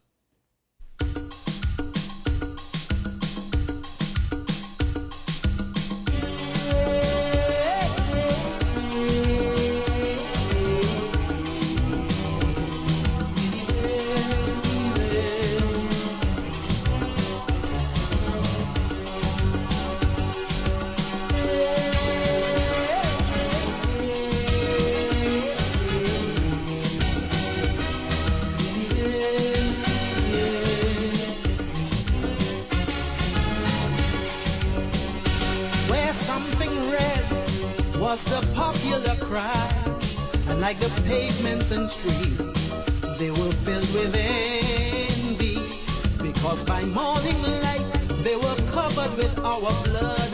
I tell you, not one soul here escaped the frenzy. You know, sometimes you gamble in king, and wild is the joker, and sometimes the sight of the moon just riles up the lost, the hungry, the mad. These are the troubled times that we have down in Trinidad. Because under the crescent moon and above the bloody asphalt, strange dogs were barking deep in the night. Under the crescent moon, I say the drums were silent, but somehow the rhythm continued. Oh, what a sight on the night of the day. It was the night of the day. The night when they say that the martyrs died. Fame, yes, we're famous as hell. Why don't you know we're a star? At long last we have made it. Star, like that star in the moon, shining over the tomb. Dance the moon, you can't trade it. Come on, dance, brother, dance. But death is your drummer. Sister France, the future's at stake. I jump low, but this Jose will take me. Because under the crescent moon and above the bloody asphalt, strange dogs were barking deep in the night. Under the crescent moon, I say the drums were silent, but somehow the rhythm continued. Oh, what a sight on the night of the day. It was the night of the day. Oh, the night when they say that the martyrs died. The power and the glory is so close at hand, but the beast he was lurking, oh, he too sits in the wings, in the wings. So when we searched for the moon, all we saw were the vultures. But then a chosen people never worry about these things, about these things. So the roll of the casa began to sound like the rhythm of bullets and the thundering boom bass. So that was a bomb, was a bomb. In this Muslim time when the Jose is number one. I say them kind of songs don't write just so. Heavy elements and poetic and lyrical, you know. So you combine that song with 1990, almost like mashing them together, which is a great mashup anyway. And let me tell you something else here, just as we talking about this song. You see, there's a line in Engine Room I love to hear that you say, go down Clarence Street, get Pelham Goddard, right? There is a Husayard by the name of Balmer at the bottom of Clarence Street that I hear Pelham in an interview talking about. That is where he fall in love with music. And it's such a poetic thing, right? Because that Husayard that's at the bottom of Balmer Street, opposite that Husayard is the cemetery. Opposite the cemetery on the next side, so that's Panker Street side, right? On Mukarapo Street side or Mukarapo Road side is the mosque. And you know, when you look at the juxtaposition of two different types of Muslims and two different types of activities on a day that would be sacred, and both of them going to tell you that that day is sacred for them. It's a hell of a thing for a country to be caught in the middle of that, you know, and for somebody to put together a song to capture that is amazing to me. He's more than an artist and more than just a writer. So this is when the second half restarted, and this was where he went into Haiti in 1990, Who Say Jerusalem, Ganges and the Nile is a series of songs that is serious matters. And when you do a show, you have a serious matters section. But at the beginning of the second half, Michael Teja come out. That's when I lose Paula Stacey. She left me. She gone. At that point, she didn't want to be around the old people again. She gone where all the youths and them standing up, and she gone and enjoy herself because Michael Teja came out. He did Hall of Fame. Voice run out and do madness. So, you know, it's still in the theme of David Rudder. And the songs either inspired by him or written by him and so on. And that was basically, a great start to our second half, because after Marshall closed off the first half, and if you know he going into Hussein and those kind of songs, which would be slower, and he tends to have a long section of songs that's serious and slow and very lyrical and poetic and so on. So that is not no jump up and no wind down session. So I think it was a great idea to close off with Marshall, start off with Michael Teja and voice to bring the thing up to a high energy level. But you remember I tell you Roger George come on and say, I say David Rudder, when we are Calypso. Because I like the Roger George version. Stacey like it too. But we have to hear you sing Calypso. If this is your last version of this long show, we want that Calypso. You can't leave you without all that. And before he got into that slow section with 1990 and Hussein and so on, that man went into Calypso music. And his son joined him, right? The young Rud, Isaac Rudder. Let me tell you something, right? I hear him not young Rud for the longest while. And I never knew who he was. I always know he had a son named Isaac Rudder. I didn't ever even make the connection that Isaac Rudder is young Rudder. I just remember as a little child hearing David Rudder have a son named Isaac Rudder. And not paying attention to him in terms of, or not knowing who he is in terms of his singing career or his own journey as an artist is one thing. But let me tell you something. I went and talked to, I see Kevin Farag. I see plenty of people knowing his show, you know. I see Kevin Farag there, and I went talking to Kevin Farag and them about his show and trying to figure out if I could still make it to Buju after the show. And then they were talking to a fella, and the fella was like, nah, I feel like we'll finish all around 12:30. So I was like, Lord, I know I can't even make it to 12:30 because I studied my mother too, and it's a long show. And I myself can't even make it, you know what I mean? So I'm thinking, boy, this thing going on forever. And then eventually, while we're talking, he said, all right, let me head backstage and sort out, we're getting ready to start the second half. And I ain't paying no mind until I see the same fella run out on the stage, and that's the damn young rod. You see when you're uninformed and you don't know nothing, you must keep quiet. It's a good thing me say nothing bad, but I want to tell you something. This youth is a legend. Because he come on stage with the father and sing calypso music and completely rock that crowd. I don't know if this is something they do together all the time. You gotta forgive me if I miss out on shows where they do this before. But it is amazing to hear the way he delivering that song.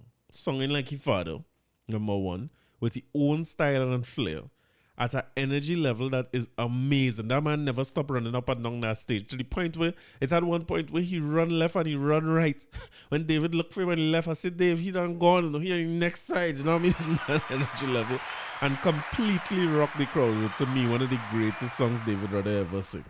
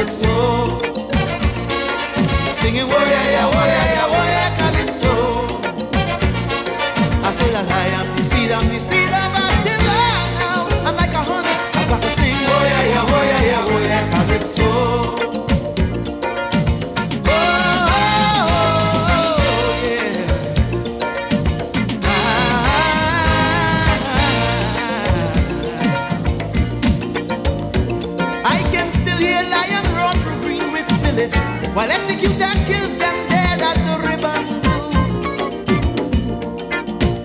Lord Invader conquers Berlin, but their hearts this time. And Lord Kitchener making old London feel so new.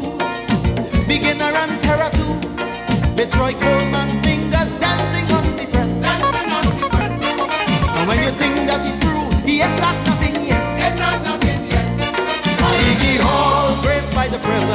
Sparrow. When Sting are done with the tail, hear them shouting, don't go, Sparrow, don't go. Calypso, Calypso, Calypso. I want to salute to the great Young Rod. With that performance of that song, I put that song on a next level in my mind now. But again, he went through that, and somewhere around Adrenaline City, I see Lynn say, time to make a movie, do Ganges meeting night, song after song after song. At this point, it is very close to midnight. And I'll look at this now, right? Because I'm looking at the official set list for the night. And somewhere around Adrenaline City, my mother started to say, boy, I feel it's good time to start ahead out.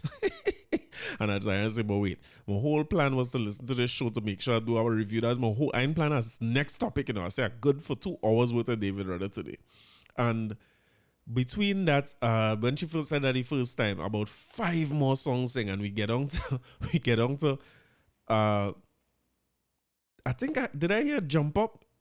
Did I see song I open with? I think we hear Jump Up and thing, and that was when it was like, nah, we had to make a move. And my plan was really to run away fast, drop mommy home.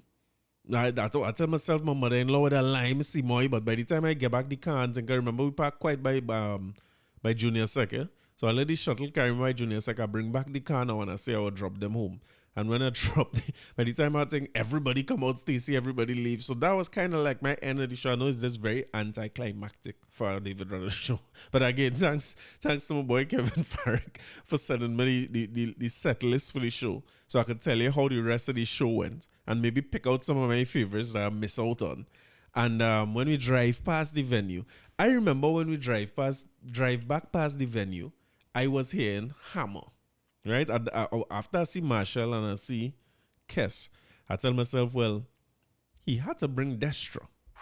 I mean, Destra had to come out and sing Hammer, Lavanti, where we from, banga ding where we from. And there was no letdown there at all because I saw it all over social media as well. Destra came out and joined him on stage looking as good as she's always looked. And she did Hammer and Bacchanal Lady with it. So let me tell you the rundown of the rest of the show. Although I want to make honorable mention to a song by the name of Havana, which is a very, very bad song. You want to take in a piece of Havana too. I don't know if I could find Havana online, boy, because it have a part of that song in the middle of the Havana. He started to sing 2 lines about Frank Sinatra and wake everybody back up in it. I don't think I was seeing that. Let me see if I find it, but I don't think I was finding that particular song online. One quick search and we out. Nah, is this?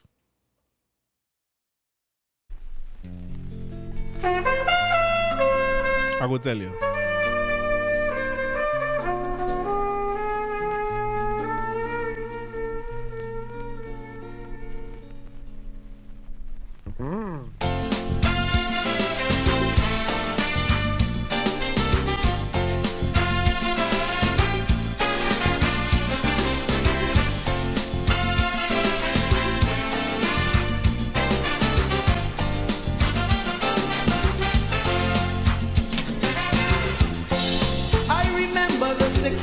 I remember the Bay of Pigs when a young president decided we want that tyrant's head. And oh, how the smoke rose thick and gray over old Havana, thicker and grayer than the tyrant's bed. And political dogs are still barking and frothing at the mouth. Inside and outside the ideology gate, while the common people press their faces against the bars of their isolation. Only their stubborn pride helps them keep the faith. I say, free up the people of Cuba, let them grow. I think that's the wrong song. The song was Havana. I'm not sure if that's the same song, but he wake up people with that. And let me get you rundown from there, right? I'm playing one more because I believe that all these songs I would have played already on the podcast. So I don't want to kill you with the same things that I play over and over. But this is definitely one that I could only imagine the reaction to this song when this come down, because one of his all-time, the fan favorites. You know, if the fan had to pick songs, this would be one.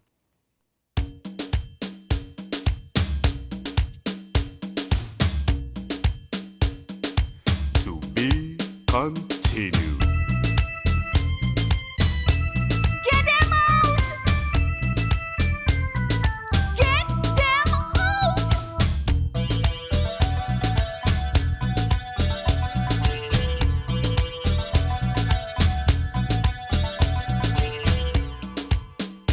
Hey!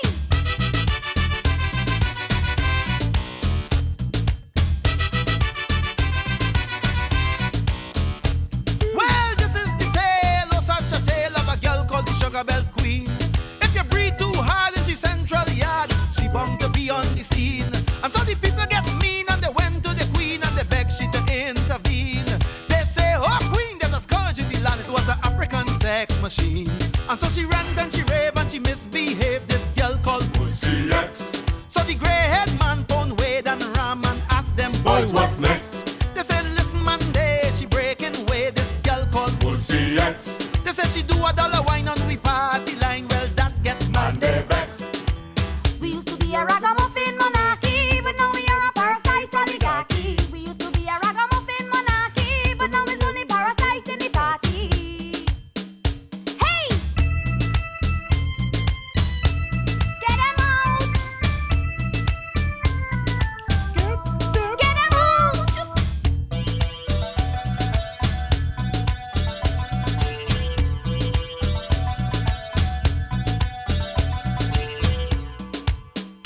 Jamming!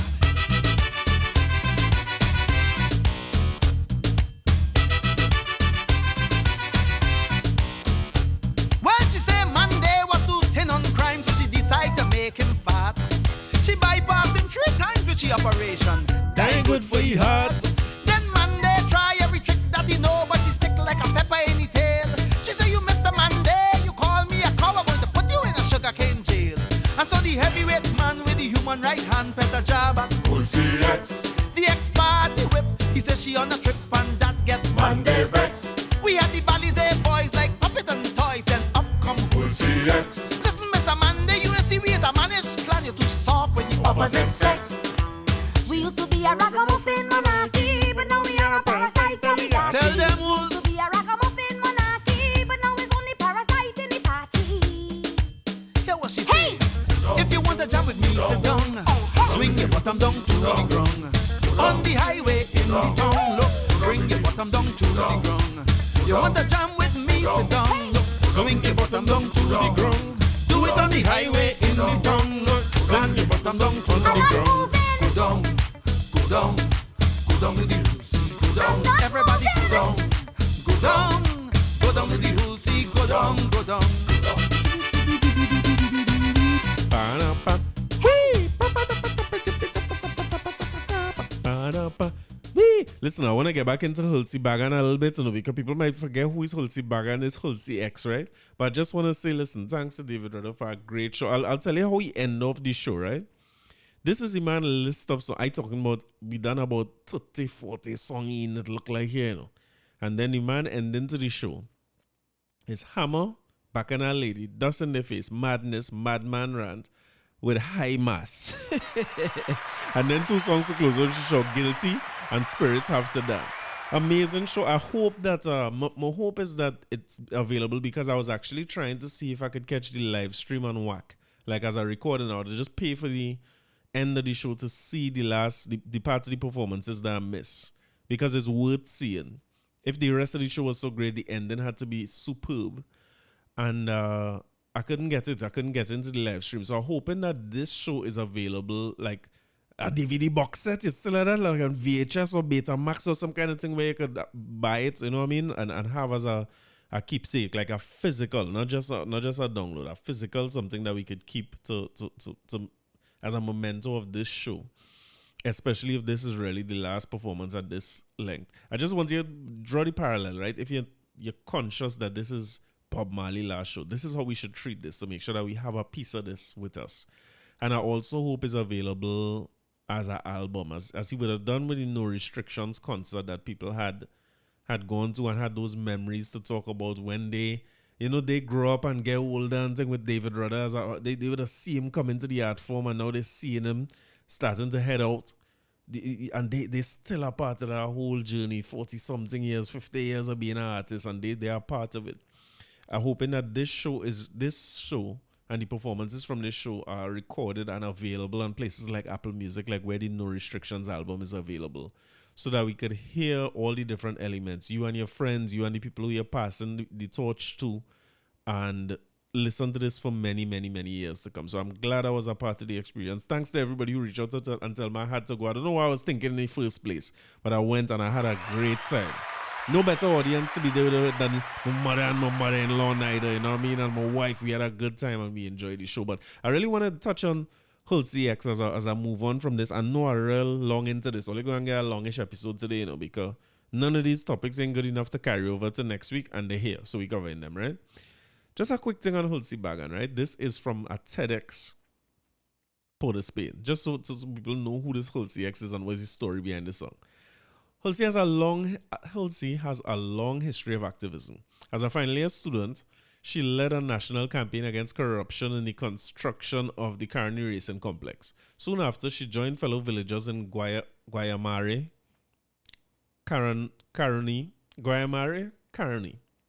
and for 10 years stopped works on the Uriah Butler Highway until the residents were compensated and relocated. A founding member and first PRO of the United National Congress, Halsey moved her activism to Parliament upon her election in 1991. When formal representations failed, she led protest demonstrations. Halsey mobilized the population on rising food prices and championed a petition signed by 100,000 citizens. She fasted 1 week on the Parliament steps. When central Trinidad was submerged in floodwaters for several days, she acted on behalf of those affected, including the elderly marooned in their homes and children in makeshift beds in their ceilings. Halsey blocked the Uriah Butler Highway and was arrested and spent 7 days in jail in solitary confinement. The flooding problem was solved. Well, on TEDx, I ain't sure if you want to put it that way.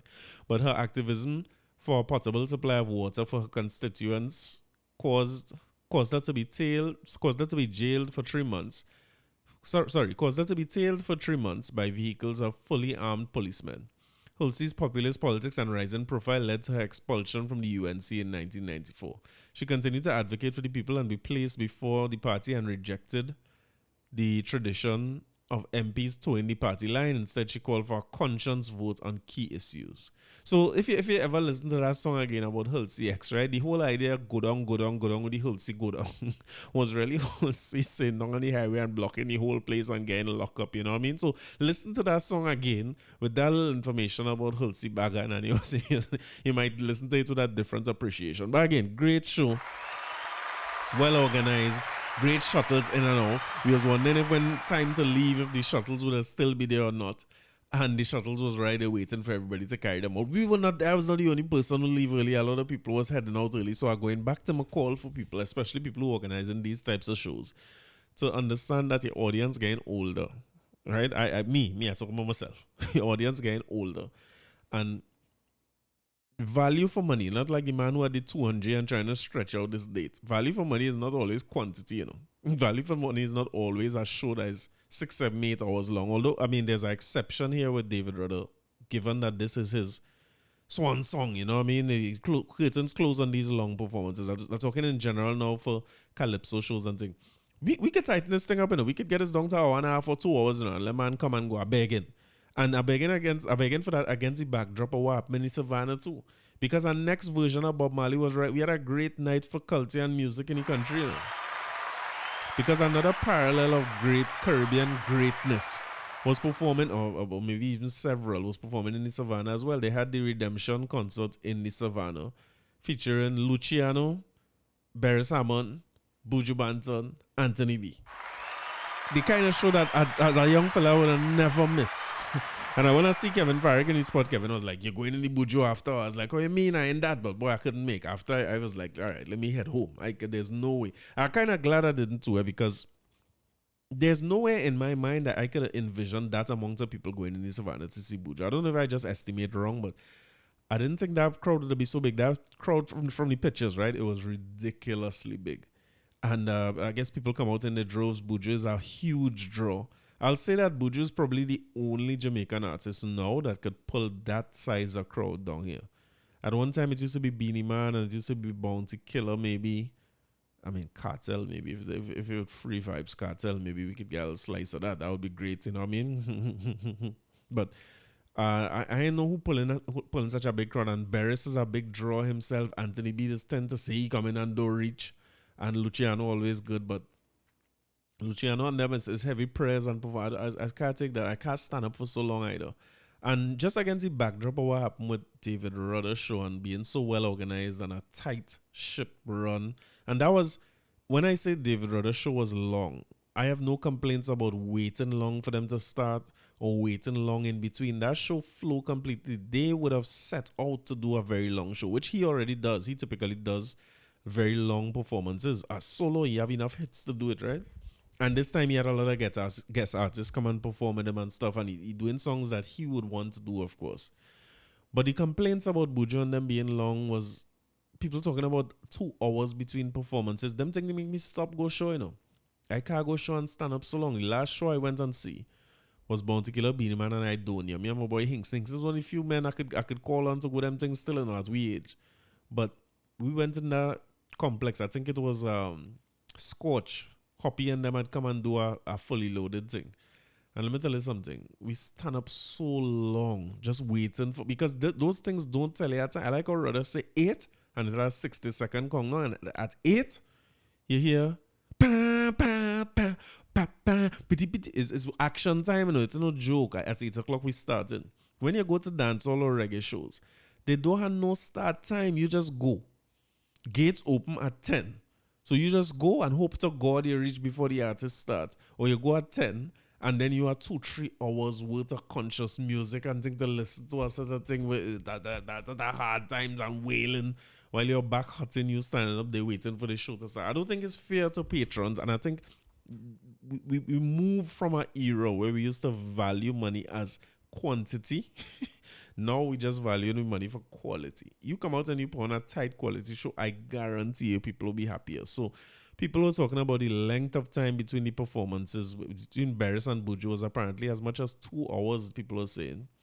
And a man, I see somebody saying that, well, maybe thank God it was 2 hours because that allowed him to get a drink by the bar because the bar apparently wasn't well stocked. This is the same complaint we were seeing coming from the Burna Boy show the other day, you know. So, reading from the website, our Facebook page, Bad Customer Service in TNT. Redemption in the concert. Permission to post this, please, because I realize poor customer service in TNT isn't just limited to stores, but concerts as well. He said the bar, a hot mess, waited at 1.5 hours only to receive a drink hot. The performances and wait time. After Luciano, it took about 2 hours before Beres came on and an hour before Buju came on. WTF, whatever that means. If I knew the DJ would be playing more than the actual artist, I would have run a playlist home for free. And why them DJ playing dancehall in our reggae concerts? We didn't get to see Anthony B because there was another long intermission again and I was fed up. I saw a lot of people walking out around that time. He said the artist did an excellent job, 20 out of 10. The screen always had technical difficulties, so it was hard to see the performance. And from the size of the venue that I saw, some people would only see the screen. In fact, some people wasn't seeing that stage. He said here now, I just about had it with performers in this promoters in this country. Them feel good performances alone is what it takes to have a good concert. Another waste of money. And he said he'll hold his L. And I think it's true. Performances alone can't make no good show. The show is a complete experience. We judging things different, you know, in this Netflix era. We judging things real different. There's somebody by the name of Gerard Ferrer, who I might be following on Facebook too. I know the name. He said, anyone who was so unaffected by the issues last night as to state they had a truly great time should consider themselves extremely lucky. He said, after paying VIP price, in large part to get free drinks, we still had to buy a bottle and the ice at significantly inflated prices because there was no way I was going back to that bar after spending almost 2 hours and then having to know someone working at the bar just to get drinks. The bar was atrocious on any possible metric for measuring the performance of a bar. Imagine running out of beer in a free drinks party before your second main act is even on stage. It's crazy. That means you're not trying to cater for the amount of people you're selling tickets for. And the similarities between this, the Burna Boy show, and the Marshall show, the Carnival Friday night, I wonder if this starting to get to be the norm. The ironic consolation there is that because of the huge gap between Luciano and Beres, I didn't miss the entirety of an artist, just the first few songs. So in other words, he's saying that the gap between the performers was so big that it allowed you to get a drink. He said, I feel cheated for the people who left after Buju who wanted to see Anthony B. Once again, another setup for them because they weren't able to or refused to wait after 3 a.m. And I can't fault them for that. He said, kudos to the DJs and hosts who did their best under trying circumstances and to the artists for putting on great performances. Because you have 4 artists who typically put on great performance. Them just like Rudder, them putting everything into the performance, right? They say for the promoter, I know several things would have been out of your control, but as someone previously said, this is Redemption 8. You're supposed to be having learnings from this magnitude, learning from events of this magnitude at this point. And I agree with them. Salute to them for coming out and talk about it. I heard it on all the radio shows and stuff on Monday morning as well. It's bad. And I think we had to reconsider what a show was, because a show, there was a time when I was going to shows often. It used to be, them shows was like a festival. You're there for 6 and 7 and 8 hours. And my running argument now is that we can't take that length of show again. That length of show not entertaining. So we particularly for people like Buju, Luciano, Beres, those artists, your audience getting old. You see Buju get old too. Buju have a whole bald spot. I wonder if Buju going by crew cuts. You know the fella crew cuts on Instagram? Just do little reveal when he trim people and thing, and they have little issues with their hair and them thing, when they have a ras and they have to cut it and he give everybody a bad style with a line going through. I wonder if Buju will go by crew cuts eventually and get himself nice with a, do a little makeup and a reveal and them thing. But it's time, because you had to make some decisions, you know what I mean? You make some decisions at this point. But you getting older, your artists, your audience themselves getting older. I don't think the same format that we was using in the 90s for these kind of shows should be the same again. Let me ask you something, right? Knowing what you know of Buju and the way he delivers performance and things, let me ask that old man question. As a fan of Buju, would you be willing to go in Napa and sit down and watch Buju? Because I would. It might be the only way to get me to go and see Buju.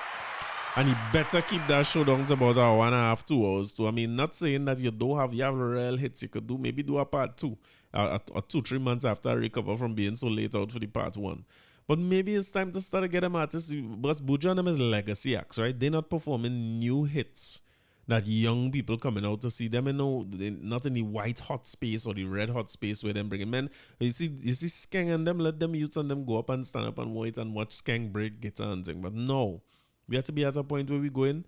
You want to see Bounty Killer, we go in Napa and sit down and watch we bad man kill Fifan and bust with a little fake gun. You know what I mean? I don't think we could continue to do this way. I can tell you, I was surprised to see so much people there, because them that can't get my money. They dress up nice, Well, they look nice. But I cannot do that. Performer now starting to perform 11 o'clock. What am I looking like? If I do that, I can't work for the whole rest of the next week. But I'd done until 2 hours. I was planning. I can tell you what I was planning to talk about. I planned to talk about a few things now, because I wanted to ask if Buju sang Boom Bye Bye for anybody who went there. Because I saw an article this week that said TOK cuts ties with the Chichi Man song. They say they won't perform it anymore because its music should unite people. So dancehall group TOK is setting an example for their peers by omitting divisive songs such as Chichi Man from the performance. Performing in Barbados at Reggae on the Beach, held at Artistry Beach, Bay Street, St. Michael. The group refrained from performing one of the most popular songs, Chichi Man, making a statement about their no longer promoting unity and separation. Of course, they might have gone through the other songs, but I wonder if it's the revisionist history I wanted to discuss, right? Because when you listen to dancehall music, right? I'm talking about that era in the 90s. And I can't talk on behalf of youths now because me and no youth. But I could talk about when I was a young fella listening to dancehall music. And I could tell you that when Bounty Killer sing Copper Shot, remember me telling a trust that cause we a bust so much Magnum and Glock born for dead. Jungle is no bus lead. I could tell you that, right? I don't think in our minds we was thinking of actually people skull busting and killing nobody. We just like the idea of badness being more of bravado than anything else, right? And I will also say that when I say, can I get any lyrics to this song for anybody who don't know what who don't know what the lyrics are, right? Let me see if I can find, because I see somebody say that it's available on Genius. I wonder if TOK get taken down from Genius. So I want to get these lyrics.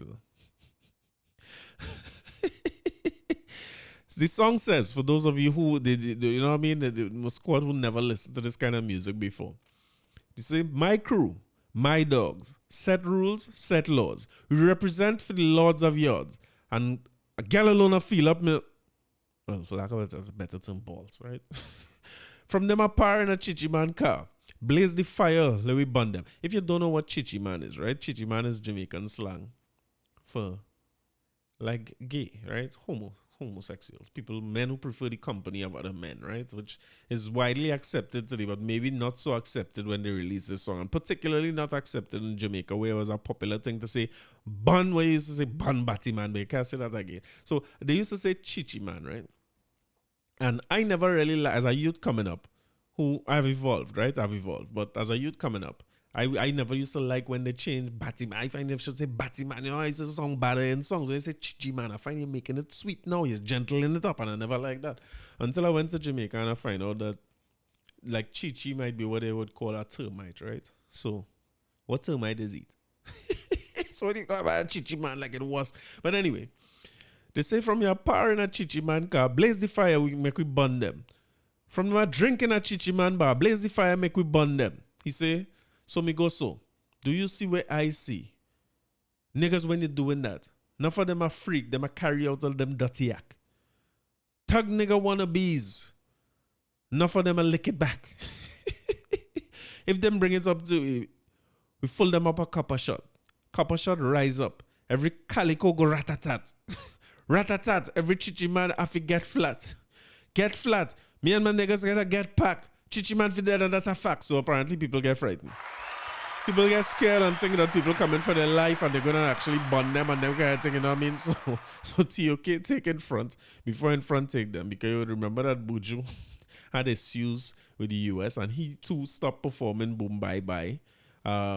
Sizzler, I believe, wasn't getting no visa and them kind of thing. I don't know if he get back one now. It doesn't seem so. I haven't seen Sizzler in the States in a performance on Instagram or anywhere in a long time. So like he can't go there. Capleton could go. As your second thing about these people, they tell you, listen, if you're against the rainbow, don't come back to rainbow country.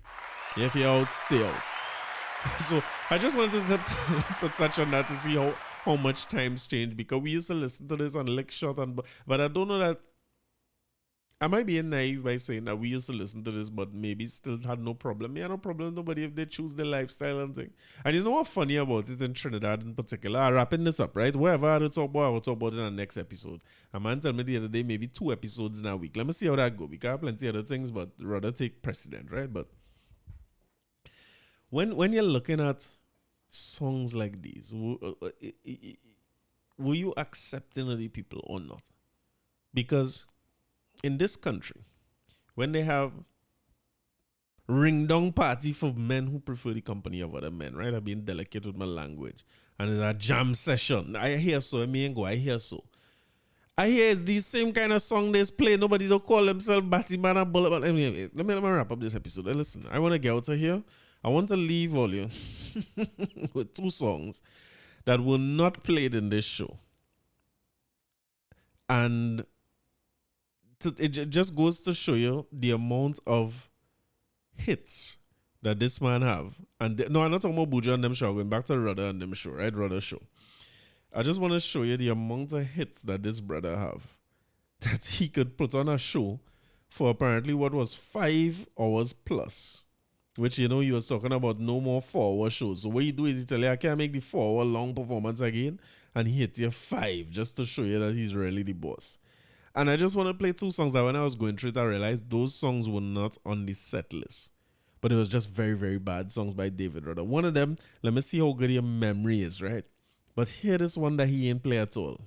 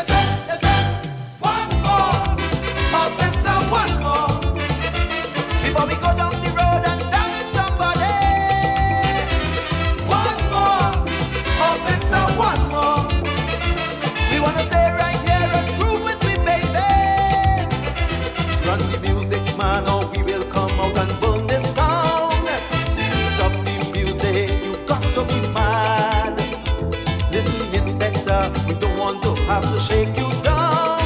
This is Soweto, this is Trinidad. You hear me?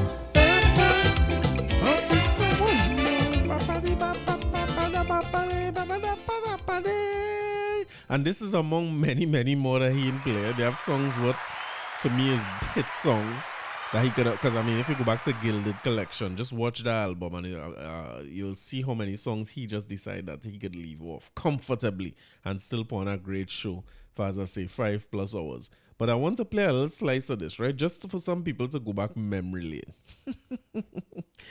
Let me see how much all you're going to remember this song by Rudder. I'm not sure if it's a song he's performed at all. But I actually heard this today on a new podcast that I come across by a man by the name of Kaiso Kern. I want to put you onto this podcast real quick. Go and take in this, right? Because if you love Calypso and you love Kaiso, this man figured out the name of the podcast is TGIM the 10th. TGIM the 10th. It's about the 10th and the Calypso 10th and what Calypso is. And it is done by somebody by the name of Kaiso Kern. And when you're fed up hear me talk and thing, go and take in Kern too, because he's not doing too much talking, you know, he running through songs. And he actually have in his last episode a rather specific episode, and he have boy song after song after song. It bad, it vibesy. So salute to Marsha Messiah who put on to this, and Marsha was telling man, she rightfully say the man songing like when we was listening to Edison Carr and Dave Alcock and them back in the days, you know, he songing like them 80s, 90s announcers. And there's heavy Kaiso. If you're into Kaiso, I just get to play a few episode, and when things come up, they come up. But you had to take in this guy to hear real, genuine, authentic Kaiso. And this is a song I hear on his song that remind me that David Rudder sing this. And if you're born anytime around when I born, you're supposed to remember this too.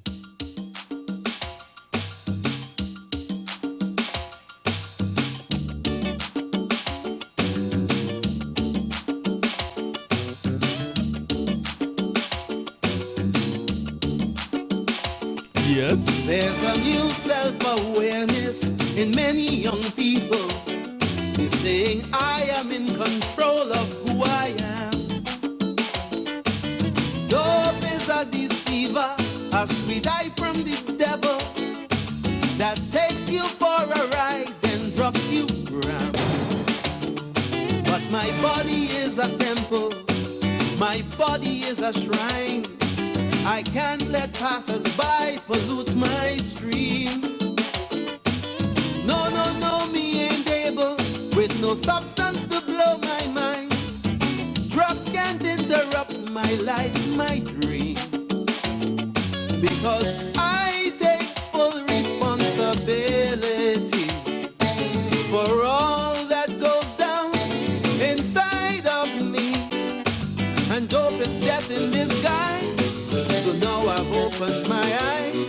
With my health, my greatest wealth, no compromise.